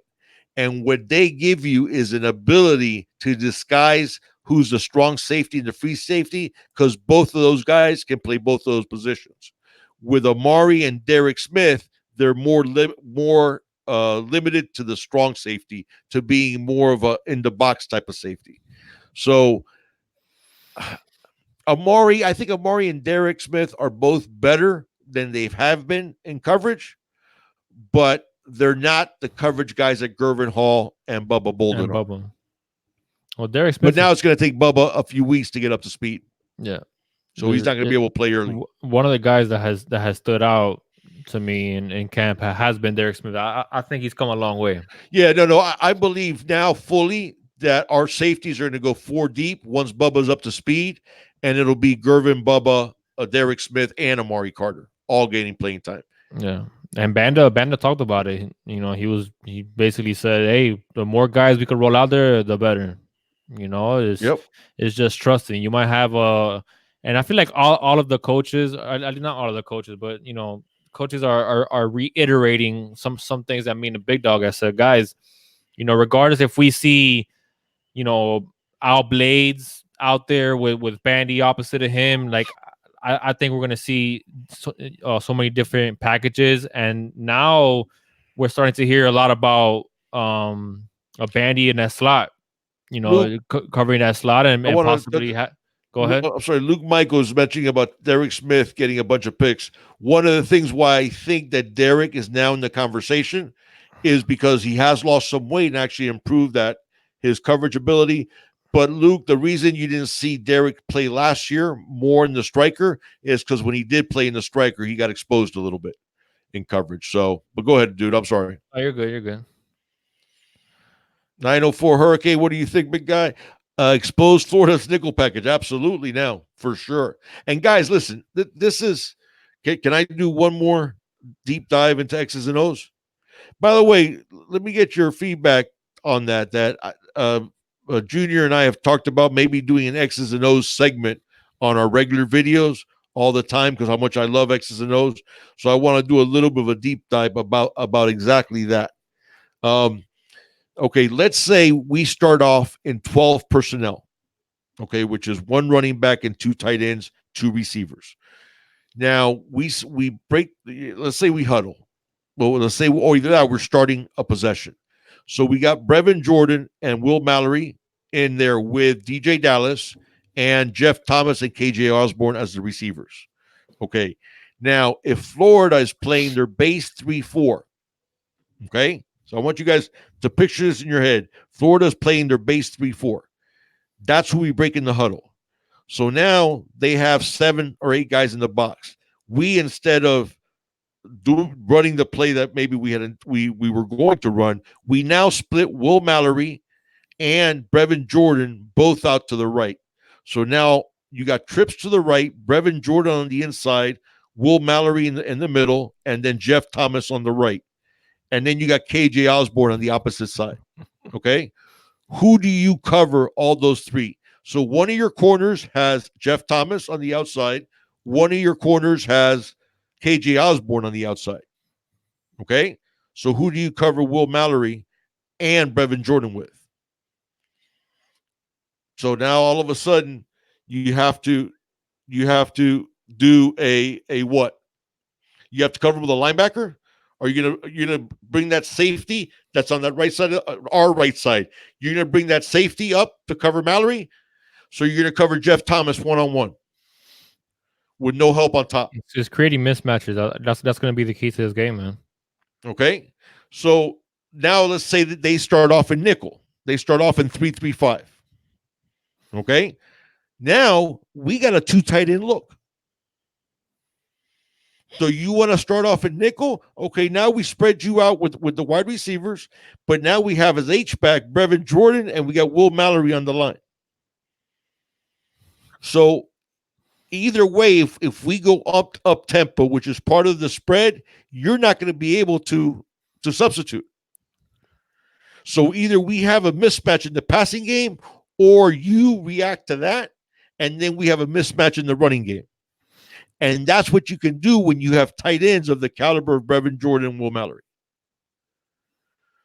Okay? So that's why exposing their nickel, absolutely we can expose their nickel, especially when we set them up by what we do with formations. And then if we run up tempo, we force them to keep those guys in there. As long as we don't substitute, they don't substitute. Did I answer that? So, you got it, dog. And what do you guys think about that? Because like I'm the one that's been pushing and trying to get Big Dog, because he's the X's and O's guy. I mean, when it comes to us. So what do you? We were thinking about doing a segment or like a series where we break down certain formations, certain offenses and stuff like that. So what do you guys think? Would you guys like to see like an X's and O's segment on every show, just like a 10-minute segment, or where we can go like deep on X's and No, O's? I was see. I was thinking, well, because it'll go more. Jerry says they like it. It'll I go love more. to break down King Woodlock. Said he would like it too. Yeah, it'll be more than 10 minutes. Because what I'm thinking 15 is, minutes. what I'm thinking is like we'll make the topic of the video, 4-3, and then we'll make another one 3-4, and then There you go. And different ways to attack them and too. different exactly. So then we'll be able to do it. You see, we're doing it, baby. All right, we're doing it, guys. Sometimes I don't do more of that because I don't. Sometimes I think that turns people off, so I haven't done it more because of that. Yeah. Twins wants to know, how deep do you think the wide receiver rotation will go? Oof, good question. I say 5 deep. I'm thinking more. You Now, think mind you, as you're going down, obviously you're getting fewer snaps than the guys that are on top. I just think our tight ends are going to be utilized so much, man, that. But I don't think, I'll say this, I don't think it'll be a real rotation in that Jeff Thomas and KJ Osborne will get much more snaps than whoever that number 3 guy is. And then 3, 4, 5 will get similar numbers of snaps. And then 6 and 7 will get a lot fewer snaps. So in terms of wide receivers that'll get snaps, you're probably looking at 7, I would say, or 8 even. I think like but the top 5 are going to get a lion's share. That's what I mean. That's I mean, yeah. That's what I look when I see rotation. I think what guys are going to play more than just one or 2 snaps. Right. Jeff Thomas and KJ Osborne are going to be way out in front of everybody else in terms of wide receivers and snaps. To me, it's Jeff, KJ. I think Harley's going to start in the slot, and I think we're going to see a lot of Pope. And at least I want to see Hightower. I think Hightower is a player, man. So you're going to see Pope, you're going to see Hightower, you're going to see Wiggins, and you're going to see Peyton. Yeah, but I see Hightower early on getting more playing time than Wiggins and Peyton. And Peyton, absolutely. I see Pope and obviously Harley, in the slot getting more playing time than those guys as well. And remember, guys, it also matters who we're playing, because if we're playing teams that have smaller corners, you might see more of Hightower and D. Wiggins, than you would of Pope and Harley. But if we're Yeah. playing a team that doesn't have big corner, I mean that does have big corners, then maybe you'll see more of Harley and Pope. So I think a lot of that's going to be matchups. Dan Enos, one of the things he loves is doing matchups, guys. Is doing matchups. So no talk about Marshall Few. Few will get in there for a few snaps. There you Yeah. go. No play on Yeah. words there. Yeah, no pun But Few will intended, get right? in there. Listen, the kid doesn't drop anything. That's for damn sure. He doesn't drop anything. I mean, if he did drop anything, I don't think he would be playing for the University of Miami. That's true. That's true. He's actually a pretty decent athlete for a slot receiver. He is. But the problem is we got some electric guys in the slot, and Marshall does not have that type of athleticism. He just doesn't. I like your You know, thinking, Kingwood. Play action deep, post first play. Let's jump on him early, huh? I like the idea of jumping on him. I don't think that'll. I mean, we're going to take a shot here and there for sure, but I think you're more likely going to see a up tempo, giving the quarterback some confidence with some shorter throws. Listen, a lot of the spread how awesome would and the that be? West. Would that Go be ahead. though? If Enos is just like, you know what, guys, Yeah, screw it. It's good. Let's just take it deep. take a shot in the first play. Yeah, I don't. I think he's going to probably start off with up tempo, 12 personnel, and see what Florida does. I think he wants to see what Florida does when we have Peyton, when we have Jordan and Will Mallory in the game at the same time with Jeff HJ Thomas and KJ Osborne. HJ says Peyton will surpass Wiggins and Hightower as the season goes on. I like Peyton, don't get me wrong, but I'm a big Hightower guy, man. Yeah, I really like Hightower. and he's healthy. And he's healthy. He said he's as fast as ever, and he's completely recovered from his knee surgery. Yeah. So I do like Hightower, but I like Jeremiah. I like Jeremiah. See, that's the thing, man. Look at all of the wide receivers that we're talking about. Like these are all supremely talented guys that can play, man. That can play. Guys, think about that. Okay, when we talk about talent, okay, Hightower, well, Pope was a 5-star on, I believe, Rivals, and he was at least a high 4-star on everybody else. But Hightower, okay, was highly rated. Jeremiah Payton was a top 100 player. I mean, and then you look at Jeff Thomas. You look at what KJ Osborne has turned himself into. Number one, let me tell you something. The leadership award so far, I give it to KJ Osborne. I think he has made an impact on this team, not just in the wide receiver room, but all over the team. There's a lot of talent, man, on this team. ACC Media Day for a reason, man. What's that? That Manny sent KJ to ACC Media Day for a reason. Absolutely. You know, absolutely. And this is, what do you think about this, Big Dog? Because I was thinking about this a little bit. I think it was after yesterday's practice. KJ is always the one staying, after practice with the jug machine. How come the other wide receivers are not joining him as much as they should? This is my understanding of it. Okay, Taylor Stubblefield has decreed that all the wide receivers need to get 150 catches on the jugs machine every day. Doesn't matter if they work out, doesn't matter if it's practice, doesn't matter if they're tired. Mm-hmm. So maybe they just had video of KJ doing it and didn't see the other ones, but supposedly that was decreed by Taylor Stubblefield out of his own mouth. I heard him himself say it. Okay. That the receivers need to take 150 a day. D. Wiggins said he's been doing it. And listen, if KJ has him out there, maybe they just didn't have video of it.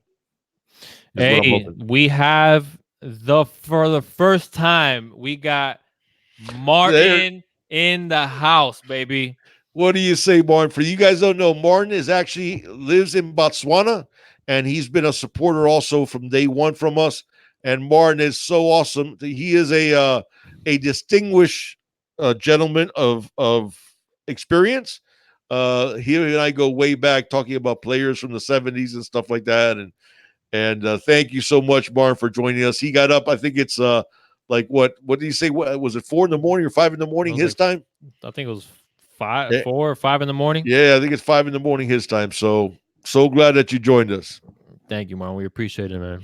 George, are you not playing nice? Make sure you play nice, George. Look, and HJ's brought up exactly what I was saying, man. The fact that we're debating about these wide receivers, you know, I mean, the depth is there for sure. The talent is there. So I mean, that's just it's amazing. Yep, it is. I mean, it is, guys. And listen. Somebody brought up a point that our offensive line last year 2 in the morning. is 2 in the morning his time. That's amazing. Thank you so much for joining us. That's crazy. Oh, Uncle Joe was asking about Donald Harris or Shamar Stewart. Um, Uncle Joe, I think Donald Harris. He's not a 2021 anymore. He's a 2020 kid now. He's reclassifying to 2020, and all the crystal balls have him going to Texas A&M. Oh, And he didn't even put us in his. I think it was his top five. yeah, He didn't even so put I, us. I think that ship is sailed, and I don't think Manny's playing that anymore, Uncle Joe. So Yeah. I think and Shamar Stewart, I think we're in good position. I think we're in good position. By the way, they released that. I don't know if you guys saw that. They released the 247 released its top 100 for 2022, and Shamar Stewart is the number one player in the country. He is a young man from Pace High School, and he's out of Opelika. 6'6", 240 defensive end, tremendously talented. I've seen this kid on in some camps, and he's a force. He had 10 sacks. I saw some of his film too of actual playing, and the kid looks like he was a college freshman when he was a freshman. So he's Hey, he's a monster. Austin Canes, Jake Garcia, the biggest recruit in the last 20 years. If we land him, Oof. That's hard to say, Austin, because if you remember, Kyle Wright was the number one quarterback in the country. When we landed him, obviously it didn't work out. He never became the player we had hoped. So I can't say. I think it's definitely the biggest recruit that we have had in most important recruit we have had in a while. But but yeah, I mean, I wouldn't say in the last 20. We've had some other. Duke Johnson was a really highly rated guy. Obviously, Don Chaney, Lorenzo Lingard. I mean, we've had some big time recruits recently. And but Jake, I really like Jake Garcia a lot. And I know this is blasphemy, but Jake sort of reminds me of Aaron Rodgers. He really does at that age when he was in high school. So, oh, John. John Shields says he saw Ted Hendricks and Otis Anderson play in the Orange Bowl. Oh, Wow. that's awesome. 55 years. Thank you so much for joining us, John. Guys, we appreciate you so much. We have the greatest Canes family in the world. And thank you so much for joining us. If you're new, please like, subscribe, hit the notifications bell, and always comment. We answer 100% of the comments. And if any questions we don't get to from now on, guys, please put them in the comment section, and I'll always answer your questions. So if you have any questions for me and we don't get to them, please put it in the comment section. Yeah, Mr. Miami Dread. We said it earlier because we were talking about Zion Nelson. How it's crazy that he's at 290 290. pounds, 290. but Sam Brooks is at 215. Yeah, but And Zion's that dude though. no, Guys, I know. I'm just saying. Like no, no, I was surprised when he said he's at 215 already. because he was at 190 at one point last year. Exactly. Yeah. And Sam So had injury issues. For you guys that don't know, Sam had a serious injury in high school, and seems to be completely recovered from it. He's up to 215. And yes, I'm really excited, Mr. Miami Dread. I'm really excited about Sam. I think it's beautiful. Hopefully we stay healthy in the linebackers and he can redshirt, because it's going to take him a little while to play middle linebacker. I mean, this is a young man that played defensive end all through high school. He would be if once he gained some weight, he would have been, if he got up to like 230, he would have been a heck of a strike of not a striker, a viper. But I think he's going to be a middle linebacker for us, and that takes a little while to get those middle linebacker instincts. he's behind Shaq right now. He was talking about how much Shaq is helping him out and stuff like that. Canes for Yeah. life for fun says Big Dog and Junior, look out for Dante Anderson from Miami Southford Senior High. That's my little cousin. Oh, no kidding. I like Crazy. both of them. I like both of them. I like his teammate too. Uh, those are both of those guys made the top 100 for the 2022 class. Daniel is Dante Anderson and Daniel Lyons. Both those D linemen that you have there in that 2022 class are studs. So make sure Canes for Life put in a good word. Get him in orange and green. We got to get him in orange and green. Martin says, "Big dog, don't you think the running game will be our strength? We have so many good running backs." Absolutely. That's Absolutely, Martin. And could you imagine we get Don Chaney next year? That's going to be crazy. You're going to have Cam Harris, a fully healthy Lorenzo Lingard, and Don Chaney. And oh, by the way, Robert Burns looks like he's finally going to stay healthy and turn into the beast that we thought he could be. And we'll still have Rielis George at fullback, too. So I love what I'm seeing. yeah. I love what I'm seeing with our running backs. Saeed, who would you compare Zion to in the NFL? I know people are going to hate this, but that's who he reminds me of is Tryon Smith. That's who he reminds me of. So John he's Valdez. so athletic, man. Zion is so athletic, and even at 290, Saeed, he's still athletic. John Valdez says, Junior, our own line in one sentence. I'll give you just one word: underrated. Underrated, good word. That's the. I feel like a lot of people have been trashing our O line, and I mean, frankly, I understand the concerns for offensive line, but I mean, listen, Butch Berry and the experience that he brings, the technique, and just seeing the shape that these guys are in as well, man. I saw them up close at two practices, like most of you guys already know, and they look ready. They look. I understand that there's still some spots that are up for grabs. But I truly believe that Zion's gonna hold down that left tackle spot. That Donaldson has that spot locked down at guard. Corey Gaynor, DJ Scaife at guard as well, and we'll see what happens with right tackle. I mean that one seems the one that Bush Berry's trying to figure out who's gonna go ahead and step up to be our right tackle. But if But I had to, again, we have two guys competing that were good players, and Kalion Herbert and John Campbell. yeah. They were good prospects. So Yeah. So we'll see. I mean, he said it. He said that he's just shuffling guys around right now. But I'm pretty sure that he knows that Zion's gonna be a left tackle, Navon Donaldson's gonna be the guard, Corey Gaynor and Scaife. Now, if there's a problem, somebody doesn't step up, at right tackle, or he doesn't like what he sees, maybe you could. What do you think about pushing Scaife out? that's what I'm saying. You could That's what I'm push saying. Scaife out, And put Cleveland Reed at the right guard. Put Cleveland Reed in that I'm guard. fine with that. I'm good with that as well. So I Yeah, I'm fine mean, with that. In fact, if you put a gun to my head and you force me to, that might be our best combination right there. Zion at left tackle, Navon at left guard, Corey Gaynor at center, Cleveland Reed at right guard, and DJ Scaife at right tackle. I'm good with that, man.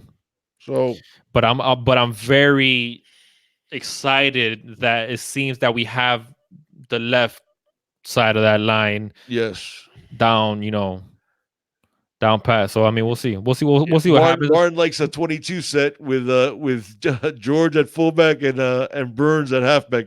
Man, you said and you said especially it you're the other right. day, and I was like, Yeah, if we leave DJ Scaife at right guard and you look at running up the middle with Navon, Corey Gaynor, DJ Scaife, and Rielis George, I'm sorry. That middle of that line is moving.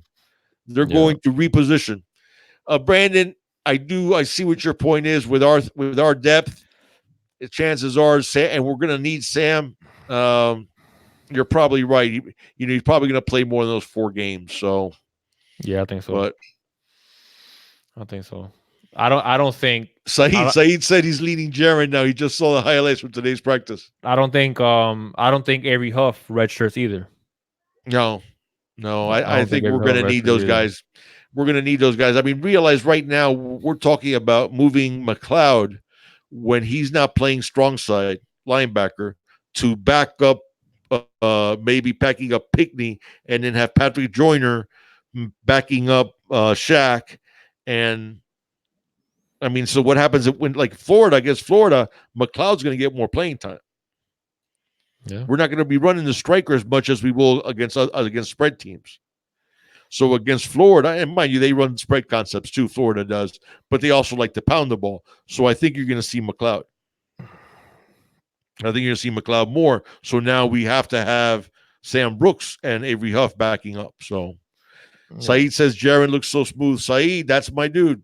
I mean, listen, when he was still committed to Kentucky, I watched a ton of film on him, Saeed, and the fact that we got him, I was thrilled.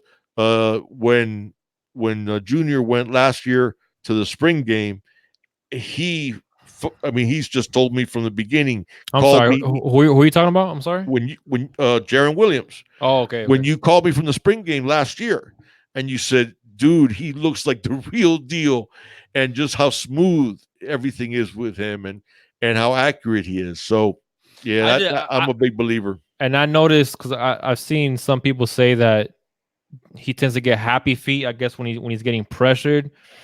I've seen him stand and deliver in the pocket a bunch Yeah, on me high school too, film. man. Me too. So Guys, he can move, okay, and stuff like that, but I don't see that. Now he does tend to hold on to the ball a little bit long, yeah, and I think that's sort of him having that ultra confidence in his arm, being able to make difficult throws.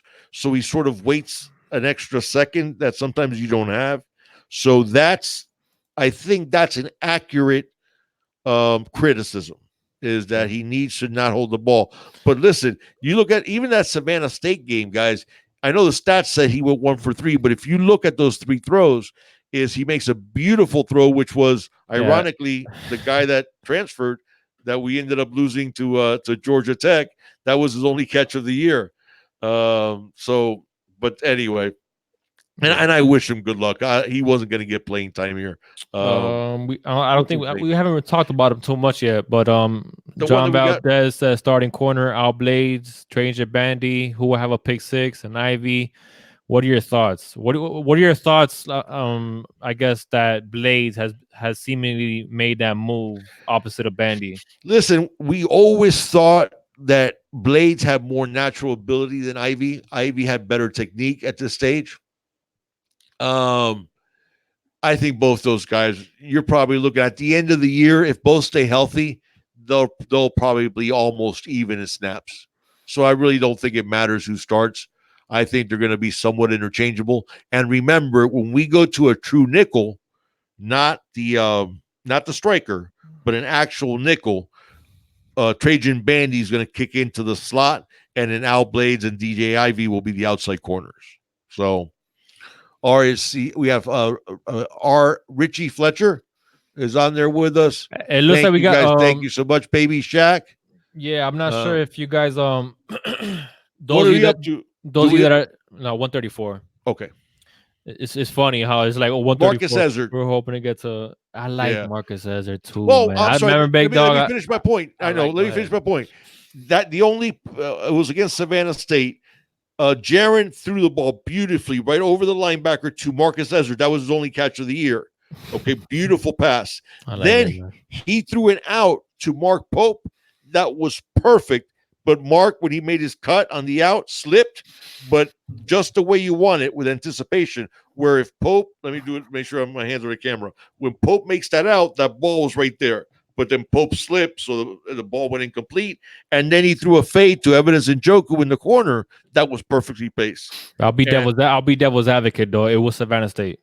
no.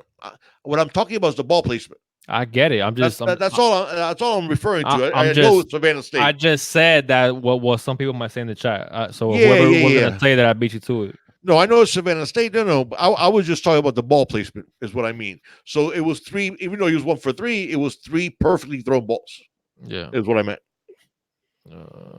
What happened to Gilbert Firestone, Uncle Joe's acting? Gilbert's doing really well. He is on top of the backup striker. He's actually getting some time at slot, nickel.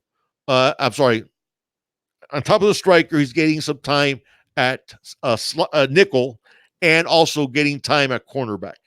But he's doing really well. Firestone's doing really well. Yeah. The strength of our defense is our versatility and interchangeable parts. Yeah, and I so agree. it's I agree. crazy. Well, And Richie mentioned that he saw somewhere that we were in a 3-2-6. I don't like the idea of a 3-2-6. If we're going to do that, I'd rather see a 4-1-6 than a 3-2-6. yeah, And I want at least 3 of those sixes to be safeties. yeah. So I'd rather see a 4-1-6 leaving Pinkney in there as the only linebacker. Well, And frankly, then we don't have the depth right now or experience wise to if we do like a 4-1, because he said 3-2-6. I mean, it would have to be three safeties because I mean, are you gonna that's what I'm trust, saying. I'm not you going to know, put 4 the corners in you're gonna that 6. trust our young corners back there that Right, have right, right, right. it's tough, No, no, no. you I know? want to see 3 of those safeties. Yeah, 3 in that 6. I want to see 3 of them safeties, and then 3 corners, which would be Blades, Ivy, and Bandy. yeah, But I do like that. But I'd much rather see a 4-1-6 than a 3-2-6. Our yeah. strength is our defensive line, and as much as I love Pinkney and Shaq, I'd rather have 4 guys rush. I'd rather see a 4-1-6.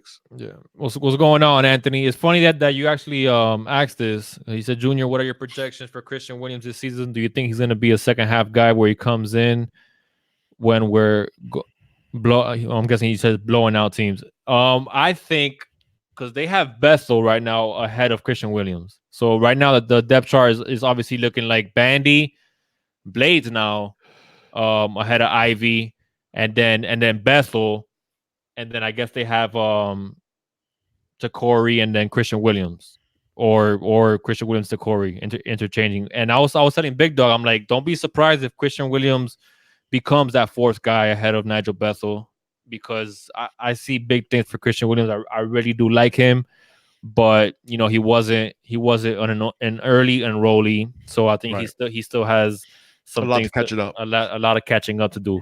So And Corey Couch is another one. HJ's I like Corey Couch quite a bit, but but he needs to gain some weight though. that's the thing. He needs to Yeah, I gain want some to. I weight. want to see Corey at least a $175, and I think he's at a $165 now. He actually said that's his Yeah, he said, that's where he wants to be. He yeah, wants to be at 175. I So want to. I want to see him at 175. So I mean, he's going to play, but no more than 4 games. I would like to see Corey I want to see redshirt. him redshirt. Yeah, That's if I think he will redshirt if we have no injuries to our corners, because then I truly believe it'll be Bandy, Ivy, Blades, and Christian Williams, and then frankly all 4 of our safeties. Like I don't see games that we're going to be rolling out these guys more than 4 games during the season for them not to redshirt. The other guys, I mean, like the Corey's and stuff like that.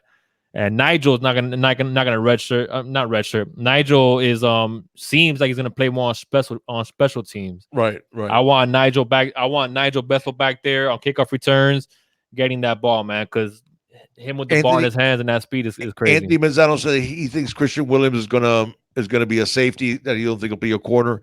Anthony, Ooh, I don't see that. yeah, I don't see that. I see him now, mind you. He does. In fact, one of the things Mike Rumpf talked about is he needs to play lower. You know, and he does. He does need to play. He does play high. But Rumpf is a good technician, and I think Rumpf will teach him. And again, remember, Rumpf loves tall corners.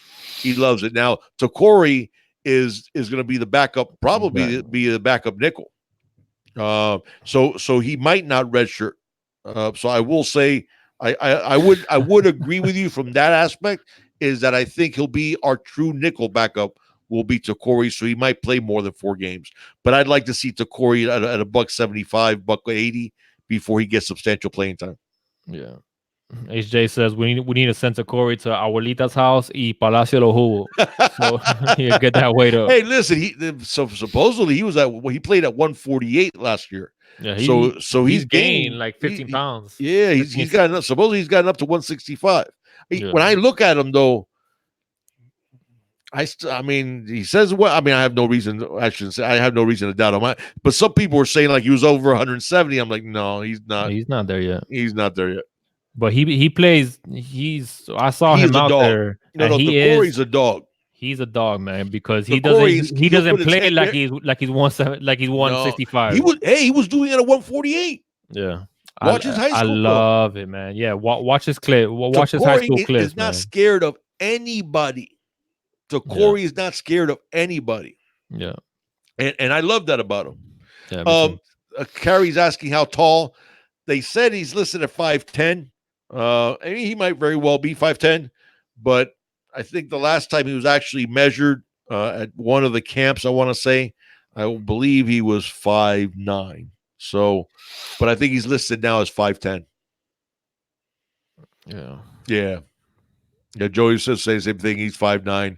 But like I said, I think he's listed at 5'10", but listed weights are not always the actual weight. Yeah.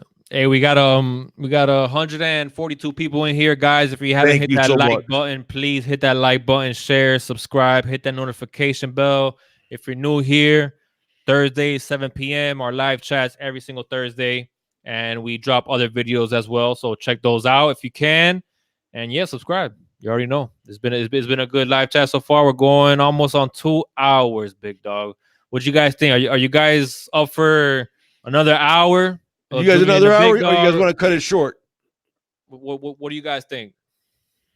This is the first time we actually. This is our longest already because I don't think we've ever done a live chat that's been 2 hours. But yeah, but yo, Anthony Rollins, that's a good point, and that's actually that one of the things that Takori said today when they were interviewing him is that him and Bandy have built a really good relationship because they're very similar players. Yeah, They they don't are. they don't have the height, they don't They have the are. body, but they play like they're 6'2", They're both fearless. 190, corner. I mean, so they're both dogs. They really are, and that's what Takori reminds me a little bit of Bandy, to be honest with you. So yeah. Omar, thank you too, buddy. Yeah, we're gonna do another hour, guys. Everybody wants us to stay on. We're staying on.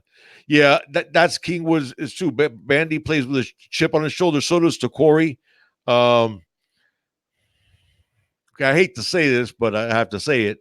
Takori's the better athlete.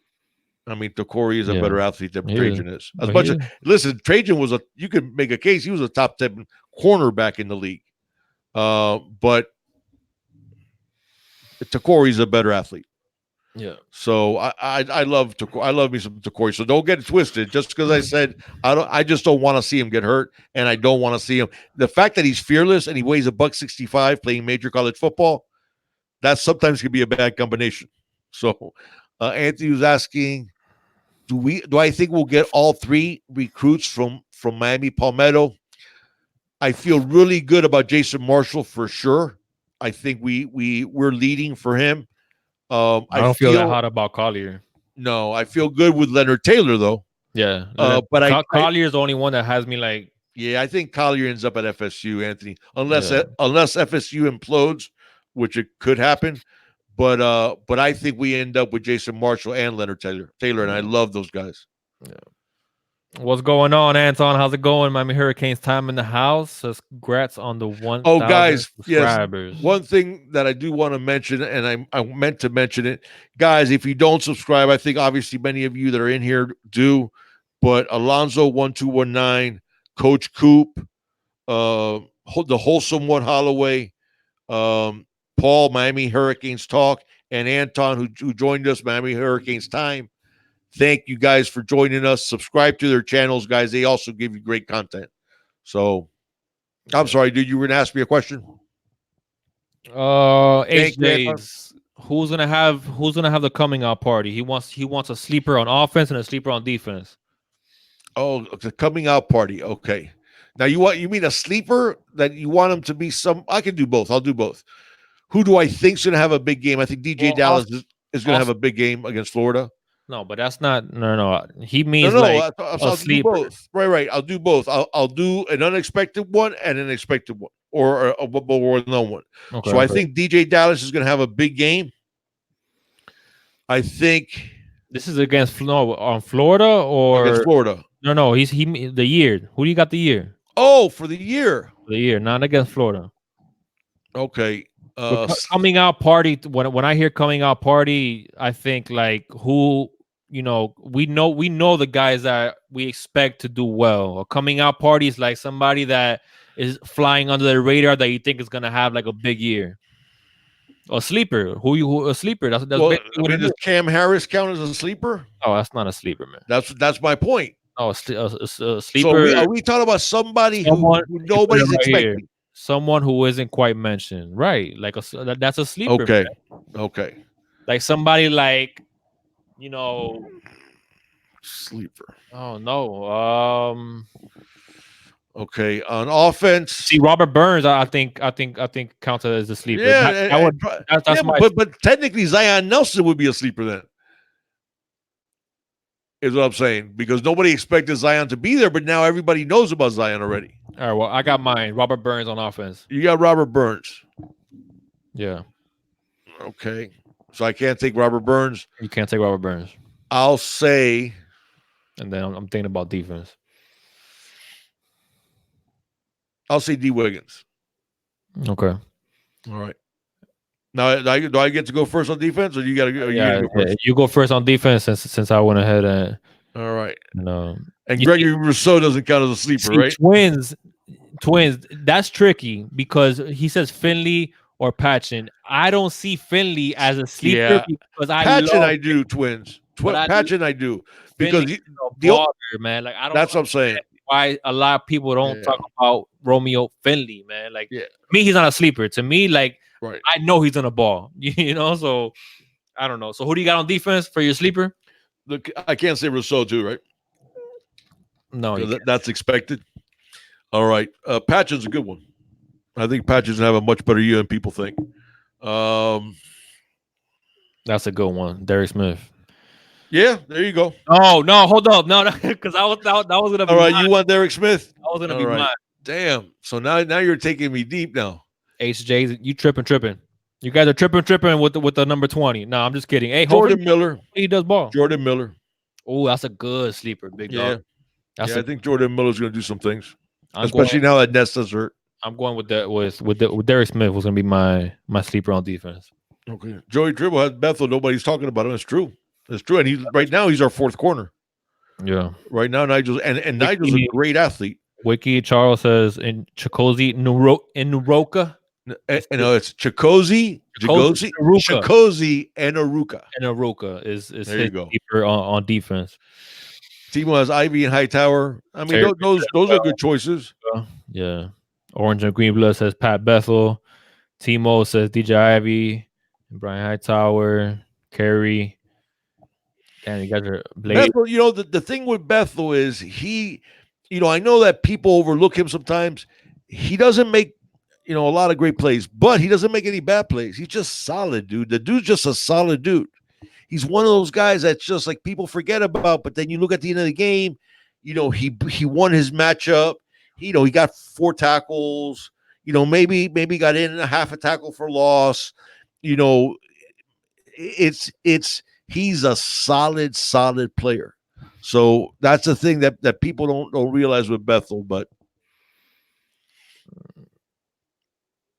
Anthony Manzano has Jared Harrison. That's a good choice for a sleeper. That kid is really talented. And really, if you look at it, Anthony, we get one more nicked up tackle, which happens a lot. In the trenches, you get injuries. You get one more guy with a nick, and all of a sudden, Jared Harrison, Hunter, Jason Blissett have to become that fourth tackle. So Manuel says that Enos picks Carson Proctor to start versus Florida. That would be a surprise, right, Manuel? That would be a true sleeper. Blades on defense. Richard Fletcher, Richie. I'm guessing it's Richie, man. I'm pretty sure it's Richie. Yeah. Junior and Big Dog, what do y'all think about kickoff coverage team? That concerns me, Richie. In terms of special teams, everybody's focused on the punter, and I think Lewis Headley's the real deal. I expect Lewis Headley to kick in the league, to kick in the NFL, to punt in the NFL, I should say. Baxlow's looking great, and he's showing why he was, and many thought, the top kicker in the year he came out. He was second, wasn't he? Yeah. He was what I'm worried about is because we are so thin at linebackers that we really can't afford to play linebackers much, if at all, on special teams. and linebackers a lot of times are your best special teamers. Yeah, that's true. So the coverage units concern me, and that could hurt us. That could hurt us. I think Bethel's going to be really important there. I think Robert Knowles is going to be even more important in coverage teams. Um, man, I'm a little worried. I'm a little worried. I have to see. Because I'm fine with our kickoff team. I'm fine with our kicker. I'm fine with our punter. I'm really happy with our returners, especially if we use Jeff Thomas at punt return, DJ Dallas, and Mark Pope also, and then kickoff returns since we can't use Lingard because he's not ready. Nigel Bethel and Mark Pope probably. So I'm happy with the returners. Um, I am not. I am concerned about the coverage teams because of how thin we are at the linebacker. And he followed it up with, so do you think we're going to be trotting out there a lot of DBs? So That's true.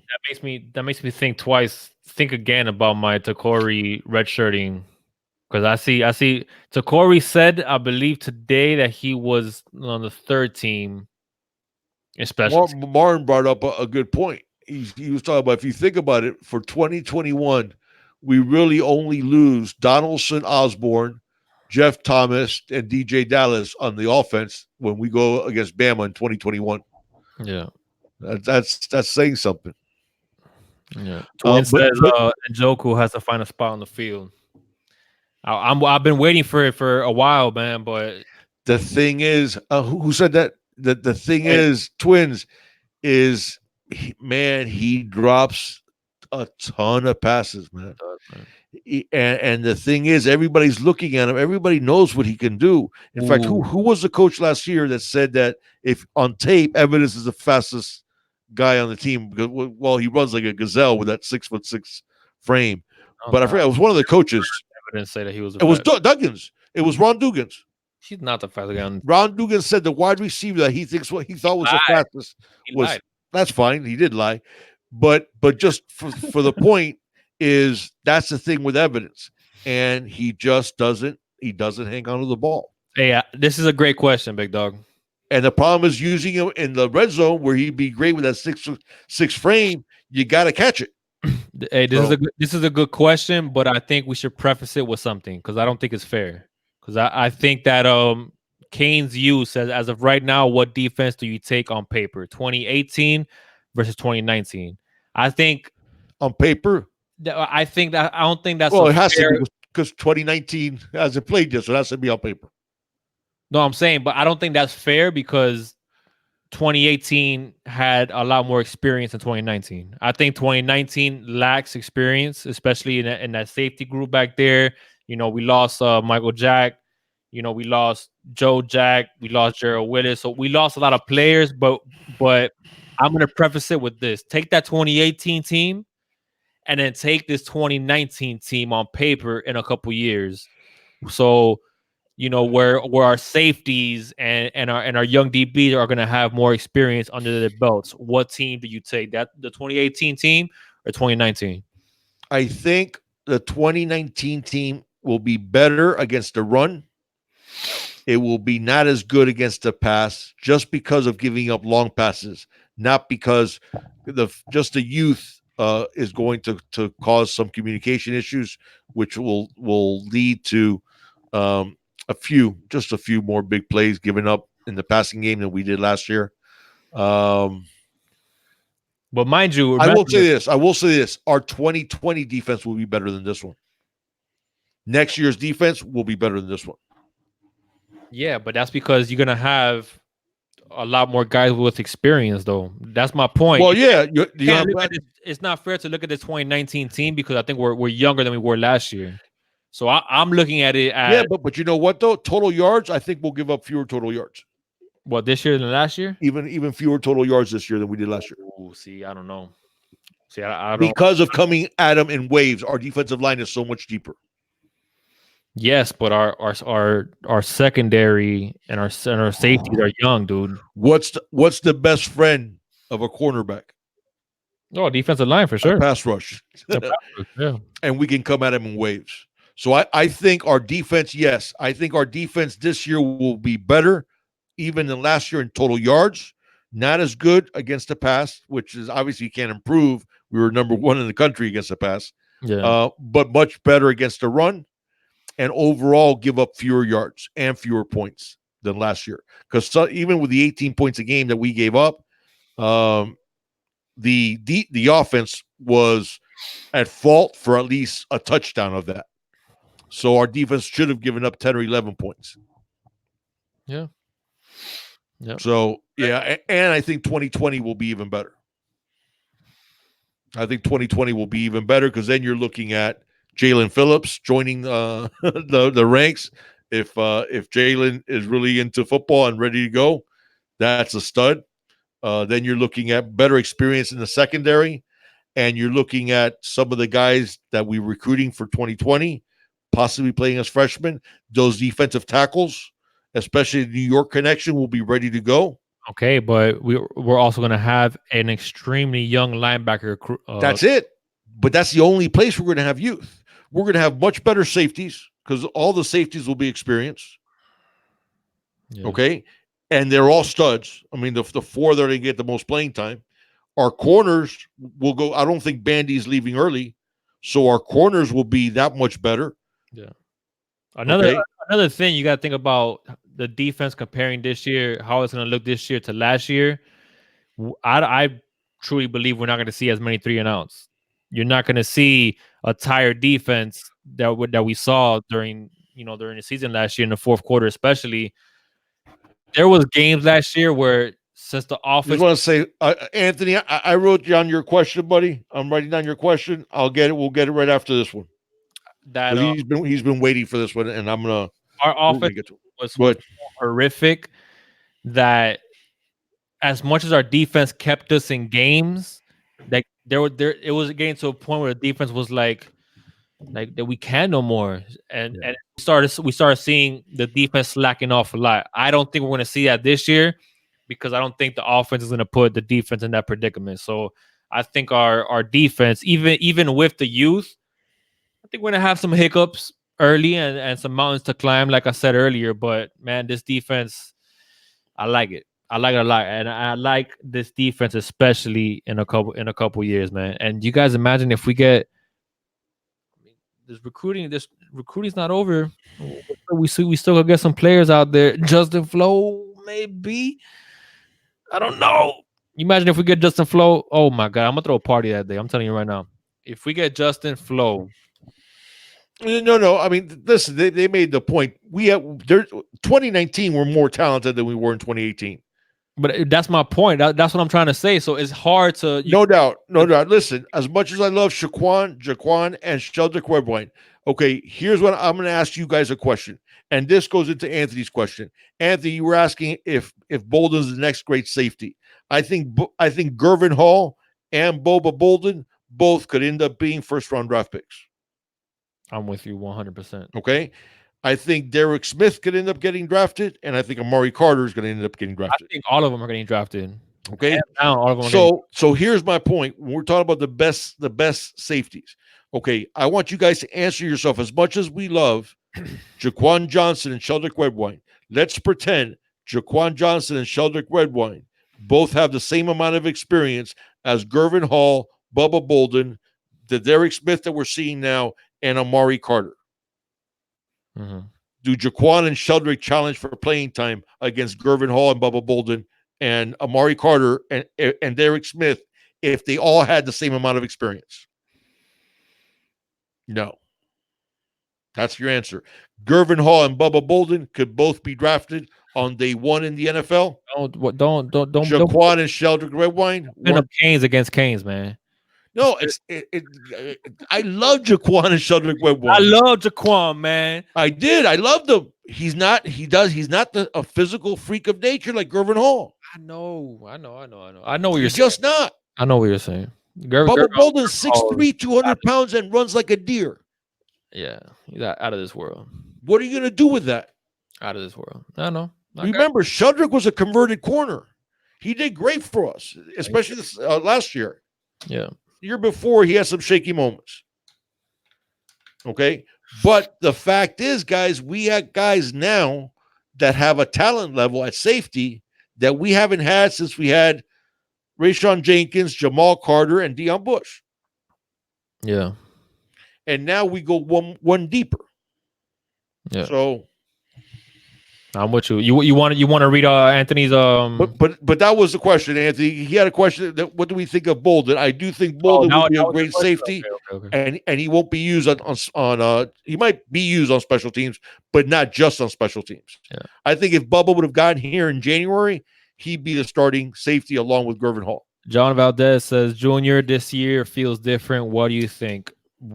If man, I could start writing down a list of why it feels different this year. Yeah. This started feeling different the minute that Manny Diaz got hired. It just started feeling different. And the fact that that he brought in the coaching staff around him that he did, forget about it. The new Miami hashtag TNM is a real thing. It really is a new Miami. And I sent Big Dog an article.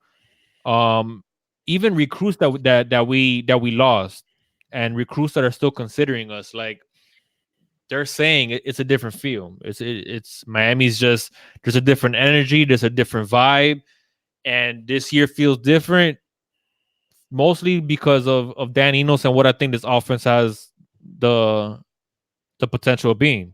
I mean, guys, I think it was D-Rob. I think I said it this morning that he was. I forgot exactly what the question was, but I brought up 2017, and I'm gonna ask everybody that's watching and in this chat um a question. 2017. If the Canes don't lose that game to Pitt, and if they play a competitive game in the ACC championship against Clemson, I truly believe that the Canes are the second ACC team in the college football playoffs. And So not Bama. now think about this. That 2017 team, remove Malik, remove Mark Rick's offense, insert Dan Enos, and take your pick: Tate, Martell, and Cozy or Jaron Williams. And what do you think we do? Yeah, I mean that's a that's great point. so. I mean, I truly believe that it's different this year, and I like the fact. I mean, I do and I don't like the fact that we're playing Florida in the first game, but it's different not just because of the offense, even though I think that's going to make the biggest impact on this team, but just because Manny wants to send a message, and Manny is sending the message to recruits that are coming in, players that we have now, the recruits in the future. Is different. TNM is a real thing, ladies and gentlemen, and Manny Diaz is proving it to be so. There you So go. There you go. yeah. Anthony, I think the question was because he had actually seen an article, I guess, that somebody was comparing, saying that Bubba was to be like along the lines of an Ed Reed or Sean Taylor.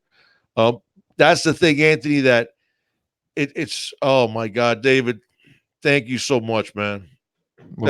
That's beyond that what we deserve. Thank you so much, man. Oh And my goodness, David. you've been a supporter and you had contributed before that, David. And it just thank you so much.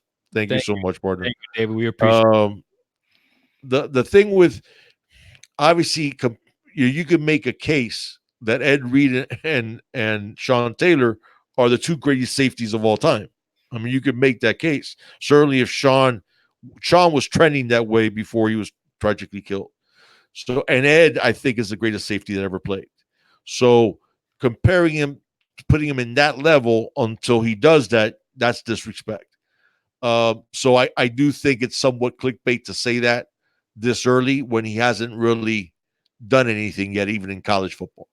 So, but does Bubba have that type of ability? Absolutely, he does. Seen a ton of film on Bubba, and he played his best games in the biggest games.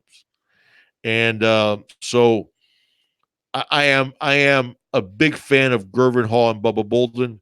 Not that I'm not of Amari Carter and Derek Smith. I am too, but I don't see at the same as that level. Martin was bringing up a good point that I had seen here that I wanted to. I'm sorry, dude. Go ahead. All right, go ahead and look for that question if you want. I'm not going to find it. Kane's View says we are lucky we got CMR. He really helped elevate the program. He We did. needed that boost for the next level. Hey, listen, one of the things that I think it was like our first podcast, big dog. Like I think because our first video was April, was it April 15th or March 15th? I forgot what. April 15th. April April 15th. 15th. Yeah, it was So tax day. our first video, we prefaced it with talking about the transition from last year and Coach Mark Rick to the transition now to Manny Diaz and the new Miami and all that stuff. And we let it off with thank you, Mark Rick, for everything you did. We don't have an indoor practice facility if it wasn't for Mark Rick. Most importantly, we don't have Manny Diaz if it wasn't for Mark Rick. I mean, and True. Manny Diaz and Mark Richt, guys. I mean, that game against Notre Dame, that game against Virginia Tech, the Hard Rock. I mean, Mark Listen, Richt did a lot of great things to this program, man. the 2018 recruiting class. Recruiting class, exactly. Boom, another one. So we're not downplaying what he did with his program. And think about this. I mean, we could speculate on what exactly happened, on why he stepped down, but we could also I wouldn't put it past Rick that he truly 100% stepped down because he felt like it wasn't the best thing for his program anymore for him to be head coach. I wish I could. That's where I know. that's I'm where I not saying. Hold separate. on, wait a second. I'm not saying I believe it Yeah. 100%, Right. but he's a heck of a guy, man. He's a He good is. guy. You know what I'm saying? So I don't think that's the reason why he stepped down for the good of the university. I think there were other factors in play. Mainly him maybe not wanting to get rid of certain people on the staff. But hey, Mark Rick did amazing things for his program. He put this program back on the map. He did. It kind Listen, of went like this after it was, no, it but was back on look the map. where he took it over. Remember where he took it over. That's my He took it point. over after we had a season that people were flying planes over a half-empty stadium to fire Al Golden. Right. Okay, so he took it over and he left it in much better shape than when he got it. Yeah. And as far as the IPF guys, I'm telling you, He donated I've been $1 hearing it. million of his I've own, been hearing that we needed an IPF for over 30 years, and he made it happen. and he made it happen. So I give you that credit, coach, and you deserve it. Hey, Martin says he wants to know, Big Dog. Yeah, I asked the 2018 recruiting class will end up doing what that's 1998. that's a question I wanted to get to, Martin. That's a comment. I do. I absolutely. And I throw in the 2019 class in there too, Martin, because of the transfer portal. I think what Manny did in the transfer portal turned that 2019 class into a top 5 class. And I think the 2018 class was the best class that we'd had in 15 years. So, or if not more. So I agree. I think that 2018 and the follow up in 2019, because what Manny did in the transfer portal, I think put that class at an entirely different level. Yeah, I'm with you. So, David Settles, man, thank you again. You're telling everybody to subscribe and like. If you're thank new you. here, you're new to the channel, subscribe, hit the notifications bell, share, do all those YouTube stuff to help us out. We would really appreciate it. And yeah, if for everybody's in here, if you haven't hit that like button, please do so as well, so you can get this video up. What else we got here? What else we got here, baby? I feel like I got my second Second win. third or my No, third. we had some really good comments too here and questions. Yeah, Orange and Green Blood says it's not gonna shock the world if we beat Florida. We always do, of course. Of course, it's not gonna shock the world, man. Yeah. If we beat Florida, George, when we beat Florida, they're gonna okay. So what? So they've won like 8 of the last 9 now. I mean, all right. That's not. Anthony has a question about Tyler Van Dyke. I'm sorry. You had a question with Orange and Green Blood? Hold on. I got Richie. Oh, you got Richie Fletcher. Richie said answer mine. If you can, Richie, put it Richie back in. post it again. Yeah, put it back in here if you can. Anthony Manzano Jr. Yeah, when you look at Tyler Van Dyke, do you see the future from Miami, a quarterback, or do you want to wait for the next year class? Look, man, I know he's not anywhere near ready this year. But one guy that I'm looking for next year, I like paying Matocha. Me and the big dog are big paying Matoka or Matocha, Marco, whatever. But I think he's a stud. I think Tyler Van Dyke is another stud, and we might get Jake Garcia the year after. Guys, this is what I love that Manny's doing. He's putting a wide net out there, and if we could land a Jake Garcia, I love it. But I do like Van Dyke. Our future is bright for the future, for the next year, for the year after. We're in the conversation when it comes to quarterbacks, and it wasn't that wasn't really the case with Mark Richt when he left. I mean, we were looking like, okay, so who are we gonna pick up in 2020? Who are we gonna pick up in 2021? There were some names out there, but there wasn't any real traction. Manny came in, hit the transfer portal, brought Tate in, and what happened? Brought in Matocha, boom, Van Dyke, Jake Garcia. I mean, so we're seeing a lot more traction with the quarterback. So I think we're gonna be fine regardless. Right. Yeah. I mean, I like I said, I like Tyler Van Dyke quite a bit. I like Jake Garcia better than Van Dyke or Matocha. Yeah. But I do like Matocha. I think Matocha can give Taylor Van Dyke. Now, listen, does not have the cannon that Tyler Van Dyke has. Tyler Van Dyke has a cannon of an arm. He has a Nkosi plus arm. You never know. Maybe Van Dyke can bring us Darnell Washington. Yeah. I like Matocha quite a bit. Jake Garcia, I think, is a stud. Jake Garcia is a guy who I think is going to be, like I said, I mean, the comparable to me is Aaron Rodgers with Jake Garcia, and that's saying a lot. Yeah, you ain't kidding. We're talking about the. Hold on, there's a couple of questions here. Well, we got 904. 904 made yeah, he had a real good comment too. And I'm glad I'm going to answer that. We're going to answer that question now. 904 Hurricane said that talking about Richt, about the money that he left on the table when he didn't take a buyout. Guys, that's not talked about enough.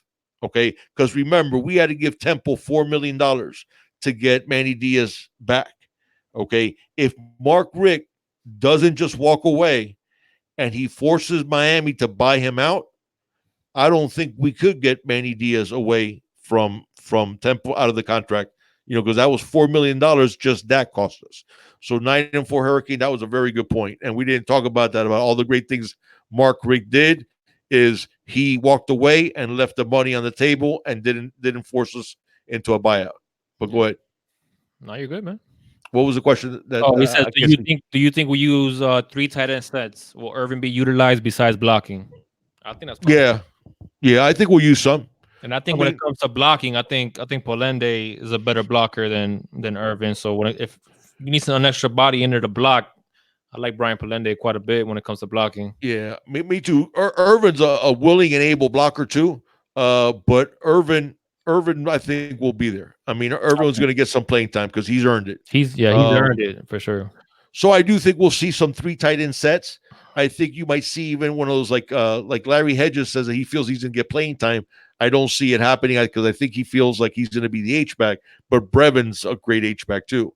So I think you're going to see some 3 tight end sets, obviously some red zone 3 tight end sets, and then you're going to see maybe on occasion if Dan Enos can get a team trapped in wanting to play nickel, and then you come with a 3 tight end set, 1 wide receiver, and the tight ends that could catch the ball. You can leave Michael Irvin Jr. on the line, and then split Jordan and Mallory out wide, and then you got mismatches. If you catch them in a nickel, then you can go heavy with that 3rd tight end. So I do think he'll play some.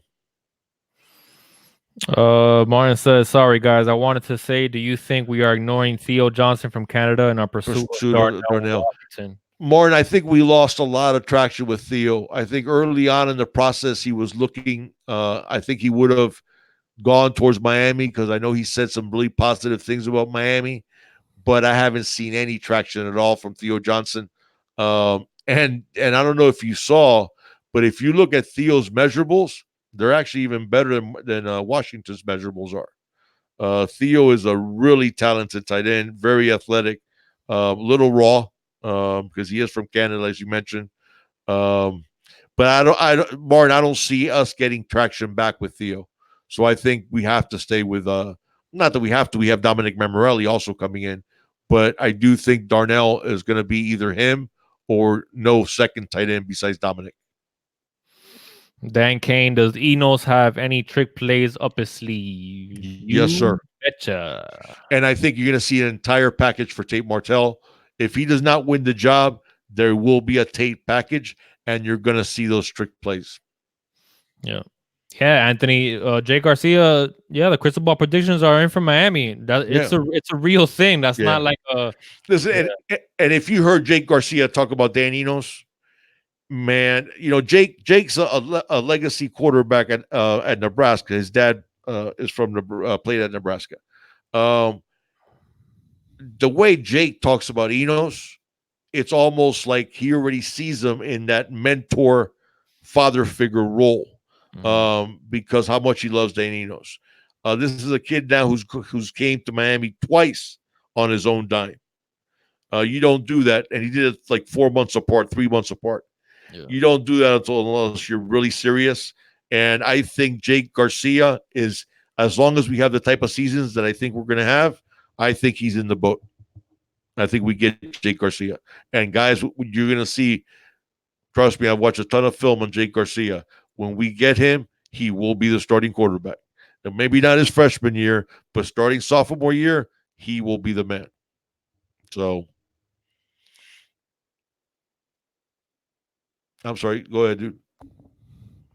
No, you're good, big dog. You there? I'm good. But that's more or less what I see. All right, let's see, Mr. Somebody Luke had asked the difference. This is a good question, but go ahead. He said, "Do we still lead the NCAA in havoc rate?" I believe so. Yeah, I believe. In fact, I think our havoc rate will be higher. Last year was 24.2. I think this year it'll be over 25. Yeah, I think we have better pass rushers. There's someone asked the question if I could go into a little detail about the difference between Blake Baker and Manny Diaz in terms of calling a game. Do it, baby. Can you do it? I'm actually gonna run to the bathroom. Okay. I forgot the 3-hour show. Not everybody has the bladder of my size. Okay. Here's the thing.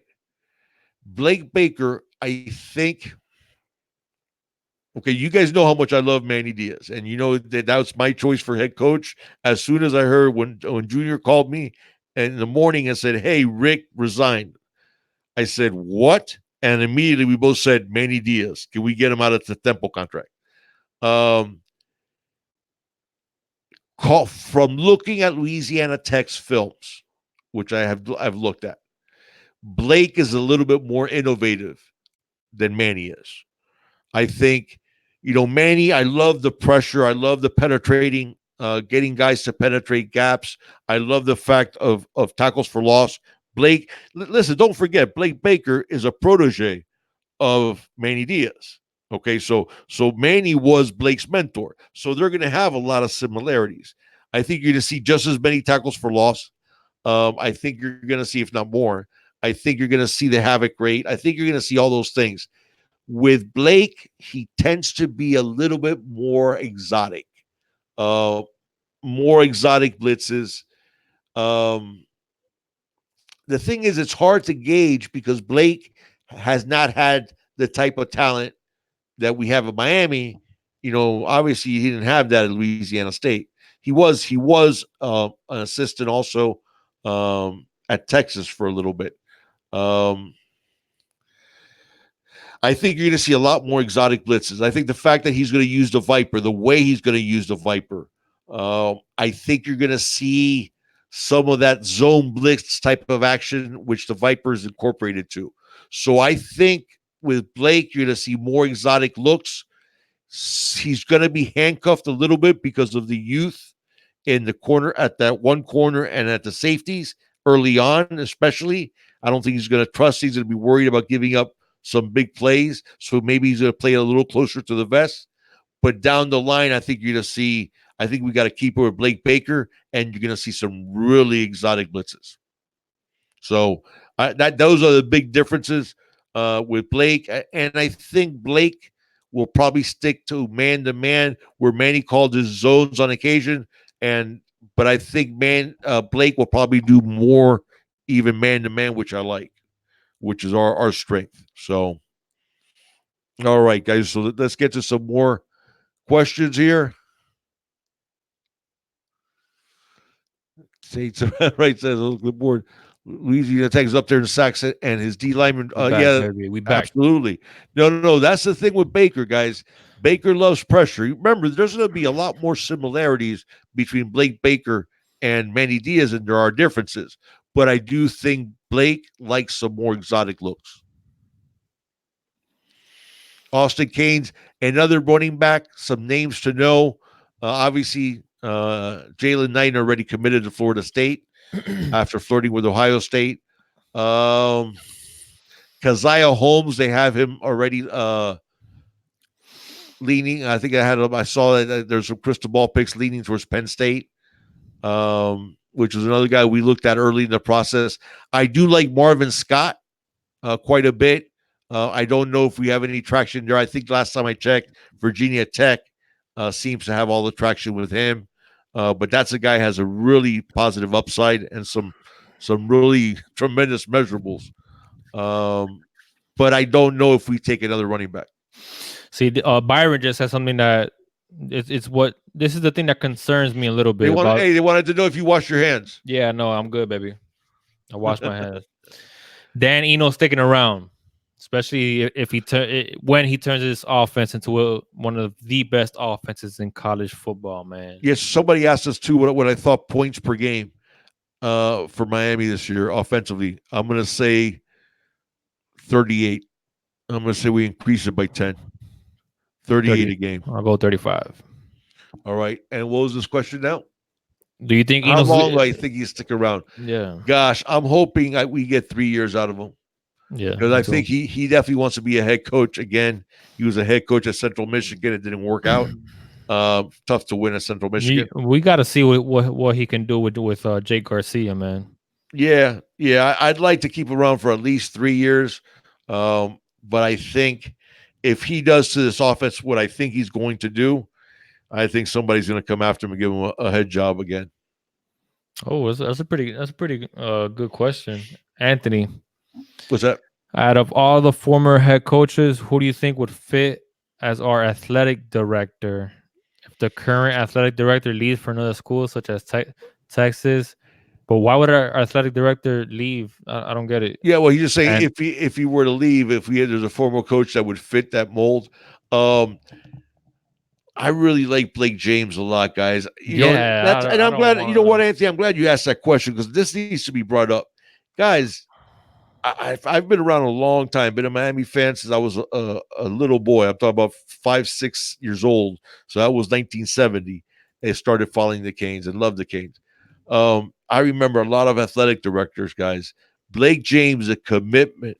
The story, what was it always about Miami? Is being that it was a small private school that we didn't spend the money on coaches and on facilities that these big state schools did.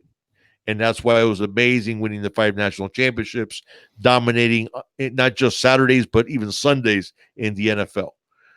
Blake James, the commitment that Blake James has made to our football program of getting the IPF, of when Mark Richt retired. When's the last time you guys remember us paying $4 million to buy out a coach that was under contract to us as a coordinator and then takes a head coaching job, and we step up to the plate and hire Manny Diaz within 24 hours, making the commitment to the $4 million buyout, making the commitment because, yes, Manny Diaz got Dan Enos away from Bama and away from Georgia, who was throwing a bunch of money at him. Okay, trust me, Blake James had to step up to the plate in order to at least match the money that Bama and Georgia were going to pay Dan Enos. Okay, so that's those type of things. We need to thank Blake James for it, and I don't think he gets enough credit.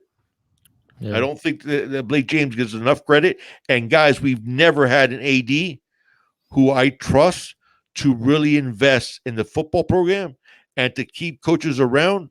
That if we lose them, it's because they're looking to move up. Like we lose Enos, it's going to be because he's looking to get a head coaching job. It's not going to be because somebody's going to pay him more to be offensive coordinator. Right. And that's the first time in Miami history that I feel that way, that we're going to pay the coaches as much as anybody will pay their coaches.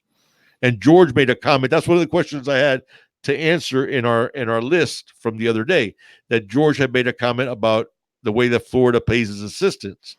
That used to be a case. We would lose assistants because somebody else paid them more and we let them leave. Yeah. With Blake James, we're not seeing that anymore. Okay. And if it wasn't for him, we don't get a guy like Dan Enos away from Alabama and Georgia. We don't get a Butch Berry away from the NFL. How much you think Danny knows is making? Dan's up there. He has to be up there.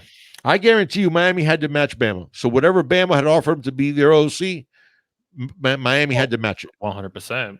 at the very least. 100%. As much as Danny knows believed in the things that Manny was trying to do down here, he's not going to take $1 million pay cut. show me the money. Yeah.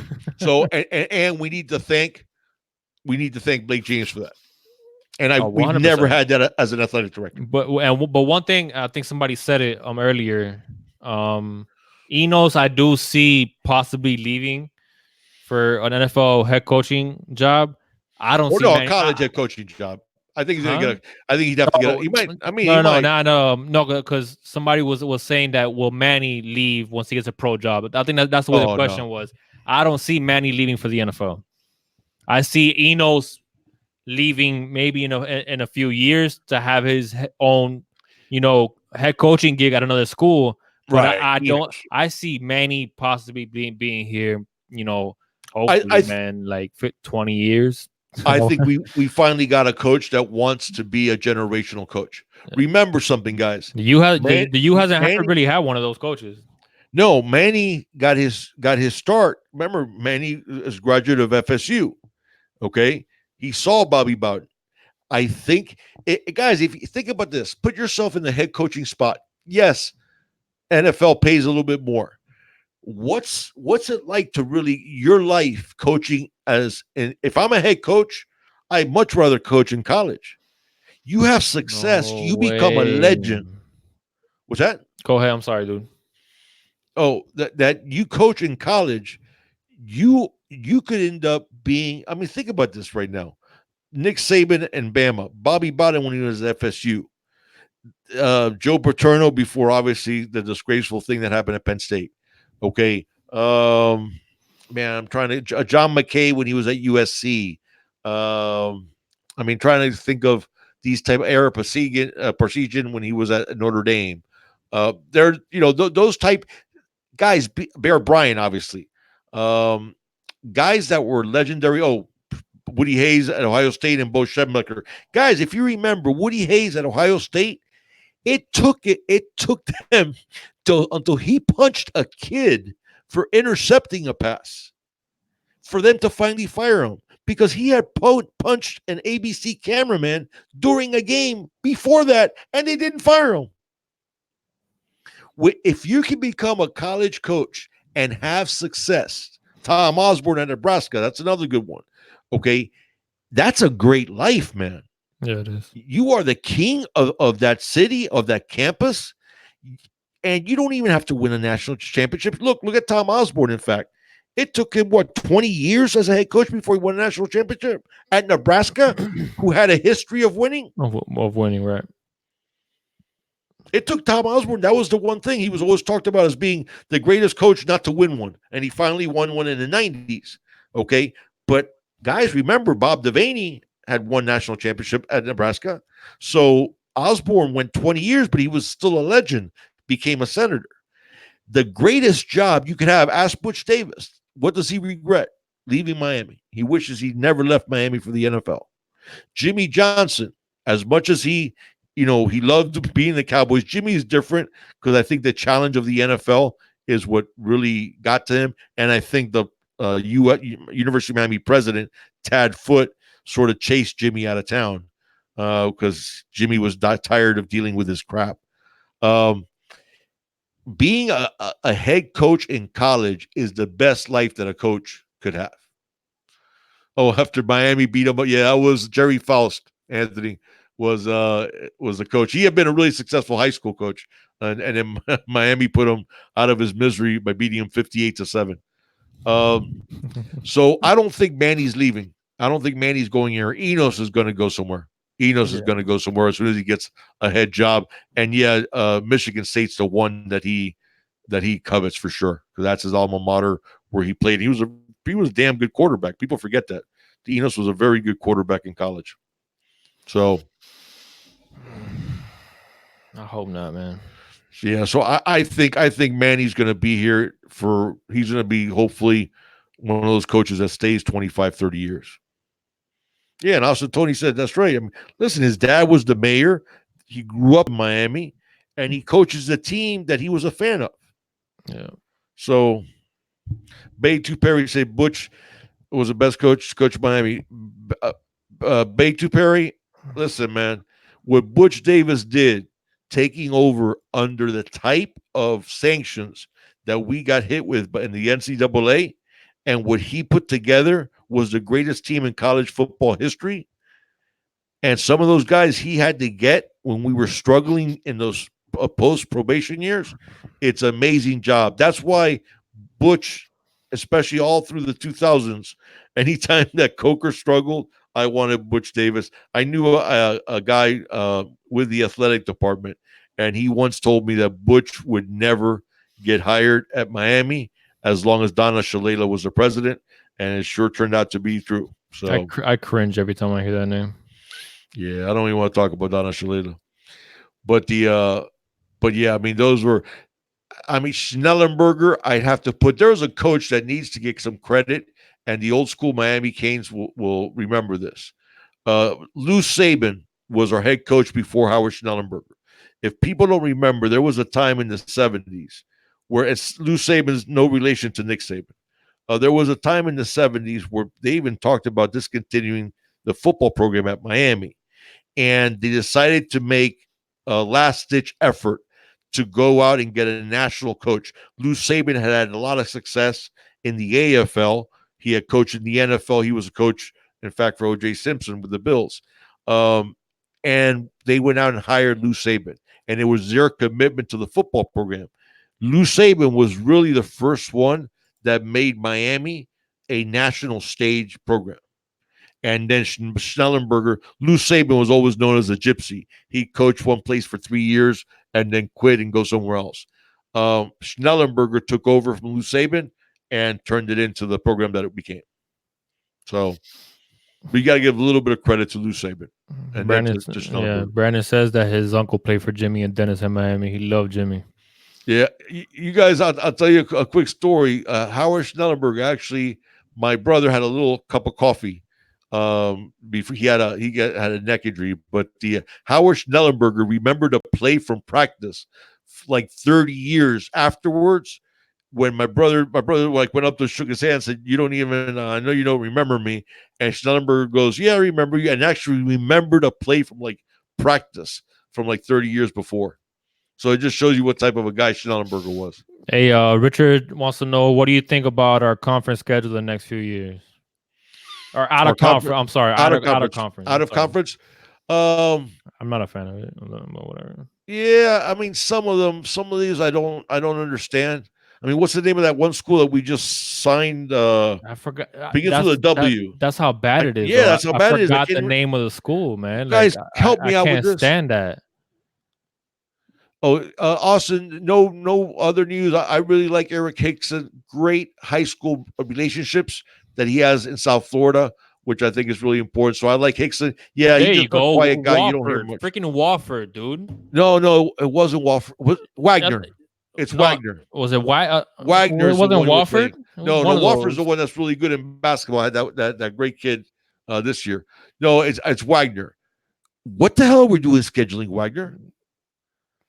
I really don't get it, guys. And I get it. You don't want a schedule of all super teams and stuff I would have believed you if you would have stayed with Wofford, because I've never like Wagner. Yeah, at least Wofford I've heard of. At least Wofford, I've actually heard of it, and we used to play Wofford in baseball too, so I've heard of Wofford. But Wagner, I've never even. I had to look them up when we scheduled them. I went, what? It's ridiculous. I don't get it. I really don't. Yeah, I don't like those schedules. I don't like them. Listen, I'm not saying you have to schedule beast every game out of conference, but here's what I want. I want you to schedule. Okay, after Florida, what are the three best states in recruiting? Texas, Texas, California, yeah, and Georgia. Georgia, yeah. Okay, so why can't we schedule Georgia Southern if you don't want to schedule Georgia? And every once in a while, schedule Georgia. In Texas, there's a bazillion schools you could schedule. I mean, let me You see. could schedule Houston. It doesn't have to be Texas or Texas A&M, but it could be them too. But I want a footprint in all three of those states. So out schedule USC, schedule UCLA, schedule Stanford, whoever. I want to see us have a footprint in Georgia, California, and Texas. And scheduling Wagner, I'm sorry, that should not be on the schedule. So we beat them 75-0. Okay, who Yeah, cares? who cares? Yeah, exactly, 100%. Yeah, Richie says we got Michigan State and Alabama in 2021. Okay. Yeah, why not? You know what? If we're going to have 4 non-conference games, okay, schedule USF, schedule UCF, although UCF has an inflated opinion of themselves. UCF, come on, man. UCF doesn't want to schedule nothing. No, I know, but If it's if it's schedule not those like, kinds. let's think about UCF. If it doesn't like if they don't have it exactly the way they want to, they'll Yeah, be no, like, no. oh, Florida didn't want to play us, or it's ridiculous, man. You guys want to be in a college football playoff? Start scheduling Yeah. and playing some better teams. I'm sorry. Yeah, they won't take anything less than a home and home because they feel that they've arrived, that they deserve a home and home Yeah, they don't deserve. They with the don't. Power 5 teams. Yeah, but they don't. I'm sorry. Yeah, yeah. But anyways, but I want us to play out of conference games that give us footprints in the area that we recruit. One Yeah. of the things that Manny Diaz is doing that Mark Rick didn't do is allowing his coaches to coach at like satellite camps and stuff. We had one this year in Texas, and hey, we landed Corey Flagg. Exactly. Okay, so I want to see that, and I want to see a footprint at those at the three states that follow Miami, that follow Florida in terms of recruiting. I Yeah. want to see us play California team, a Texas team, and a Georgia team. Yeah. Martin says he's off the bed. Martin, thank you so much for joining us. We appreciate it. We know how hard Thank it is you. for you to get up so early over there in Africa. So thank you for joining us, Martin. We really do appreciate your support as always. Thank you so much, Martin. Thank you so much. You are a gentleman, and I love chatting with you when we have the comments. And for you to get up all the way from Botswana to join us is a honor. So Yeah. thank you. Go get some rest. Yeah. All right, guys. Hey, we're almost out of here, but we got have about 8 minutes left. Or well, a little less than 8 minutes. So any rapid fire questions that you guys would like for us Yes, to guys. go ahead And and guys, gentlemen, if I did not, I'll repeat it one more time. If you haven't hit the like button, please hit the like, subscribe, and comment. And it would really help us. And obviously, you have the PayPal address. You see there if you want to contribute to us in terms of PayPal. But always, cheers, Martin. Always, your support is we are blessed. But please like, subscribe, and share and comment. If there's any questions that we don't get, if there's any questions, please comment. Leave them in the comment section of this video. I think I'm losing it. Maybe 3 hours is my limit. But any questions that we didn't get to during the show, leave them in the comment section of this video, and we always answer our comments 100% of the time. So if we don't get to your question, leave it in the comment section of this video, and we'll answer them. So any rapid fire, let's go. yeah. All right, let's go. Let's go. Let's go. How many Mr. points do you go? We're not gonna answer any predictions on the score yet, Because we're gonna do the necessarily, show. because we're gonna do a breakdown on. Okay, honestly, George, I'm gonna do it for George though. How many points do I think Florida will score against Miami? I think it'll be -3. I think Florida will actually get -3 because we're gonna beat them so bad that they're gonna take a field goal as a negative for them. So it'll be the first game ever that one team scores in the negatives. I like it, man. I Now, like George, it. we're actually going to have a preseason special with the Category 5 that we're doing on August 19th. And then that game, we're going to give scores. So thank you, Byron, so much. Bay2 Perry, thank you very, very much. Got to fight crime in the AM. He says, loving everything you do. How about Mondays Thank you, and buddy. Thursdays? Schedule with her. Do a couple of live chats. We also like doing the video breakdowns, and those we do on our regular podcast. So, but we'll always be here every Thursday at 7. That's going to be written in stone. Anthony Mendez, how many scholarship spots does Miami still have available for 2020 class? Anthony, here's the good news. I think I'm thinking the total 5? number that we take in this class is going to be 28. So we got 5 left. Yeah, but here's the thing, because we got 23 commits. He's saying in terms of spots, Miami, we're well under it. I believe I just saw a thing. I wanted to say that we're at 78 scholarships, I believe, because they hadn't counted Jalen Phillips and Bubba Bolden, who they came in afterwards. So we're at 78 or 79. In terms of recruiting class, for those of you that don't know, I'm glad I said this. The way recruiting works, you're allowed 85 total scholarships, total players of scholarship. You're allowed 25 recruits per year. The exception to that is an early enrollee. If you had room in your previous class, an early enrollee, you can charge them to the previous class, and that way you can go above the 25. So I think this year, since we had a smaller class last year, I think this year we have like 13 of the 23 commits are early enrollees. And so we're going to have plenty of room. So I'm thinking we take 28 or 29 players. And that'll still have us under the 85. Yeah. All right. Travis Overstreet, I just want to know your guys' key point for both sides of the ball to beat Florida. Good questions. They're very good questions. Yeah, very good questions. Offensively, obviously, the easiest answer I'd say is avoid turnovers, obviously. But I think we're going to need some chunk plays.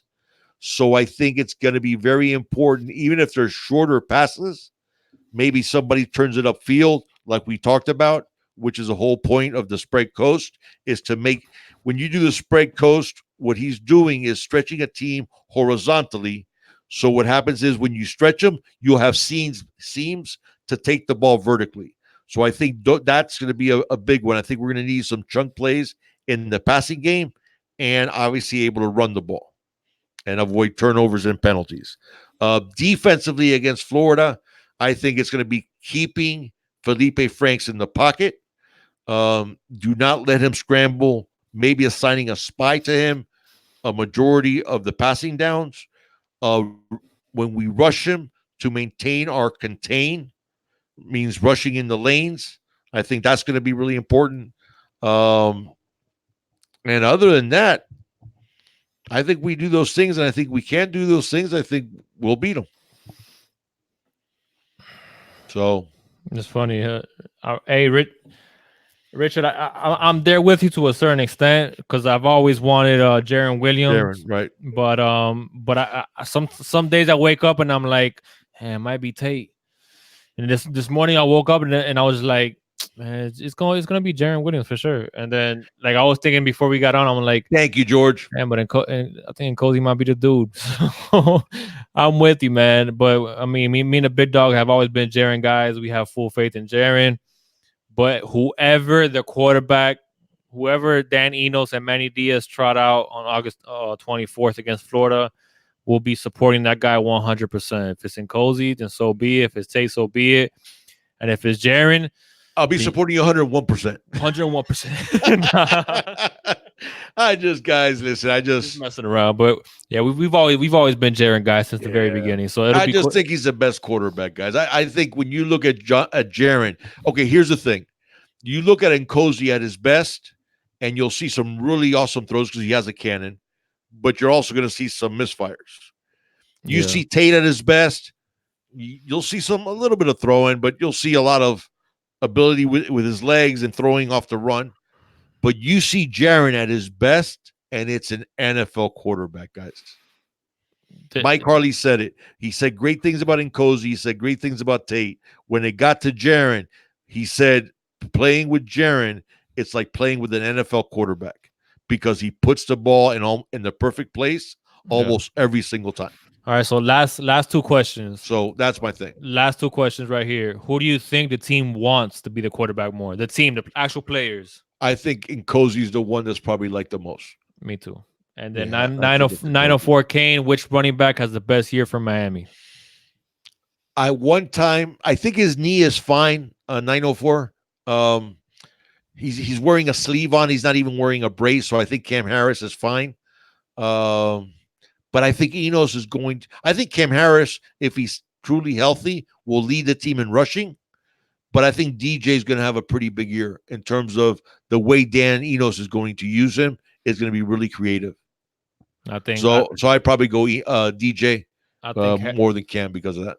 I think Cam has the best year. Cam leads the team in rushing, in my opinion. If he's completely healthy, which he appears as this was just a sprain, and he's in pads, so he's in full pads, so I think he's a full go. I think Cam will lead the team in rushing, though. Yeah, I agree. All right, guys, that's 3 hours that we've been on. Thank you so much for those of you that have been with us. Give me 1 second. I do want to, Thomas, look at Jaron's film. Look at Jaron's film from high school and watch, if you can, if you got the time, watch more than just the great highlights that they show you. Watch like 10, 15 minutes of film, and you're going to see why I think Jaron is a sure deal. Yes, he hasn't done it at the college level, but then nobody has until they do. Everybody has to play once before you can say they've done something at the college level. So thank you, guys. Go ahead, Junior. I'm sorry. You're good? You want to sign us off? You're good. No, you sign us off. Go ahead. All right, guys. No, thank you. Thank you so much for joining us. Those of you that are new here, subscribe, like we always say, like, share, hit the notifications bell. 3 hours. I didn't know how we were gonna get through it, but we got through it.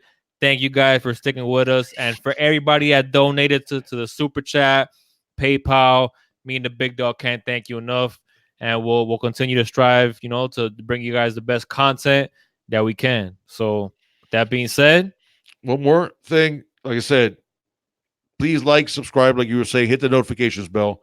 Guys, any comments, any questions I didn't get to, please leave it in the comment section of this video, and I promise you it'll be answered as soon as possible. We do it 100% of the time. Thank you guys so much for the support. Thank you guys for the ones that donated and the ones that donated their time. You that support is just as important to us, and we're so thankful and blessed. We love you guys. Thank you so much. And as always, it's all about the you. Thank you guys. Thank you guys. Have a great night.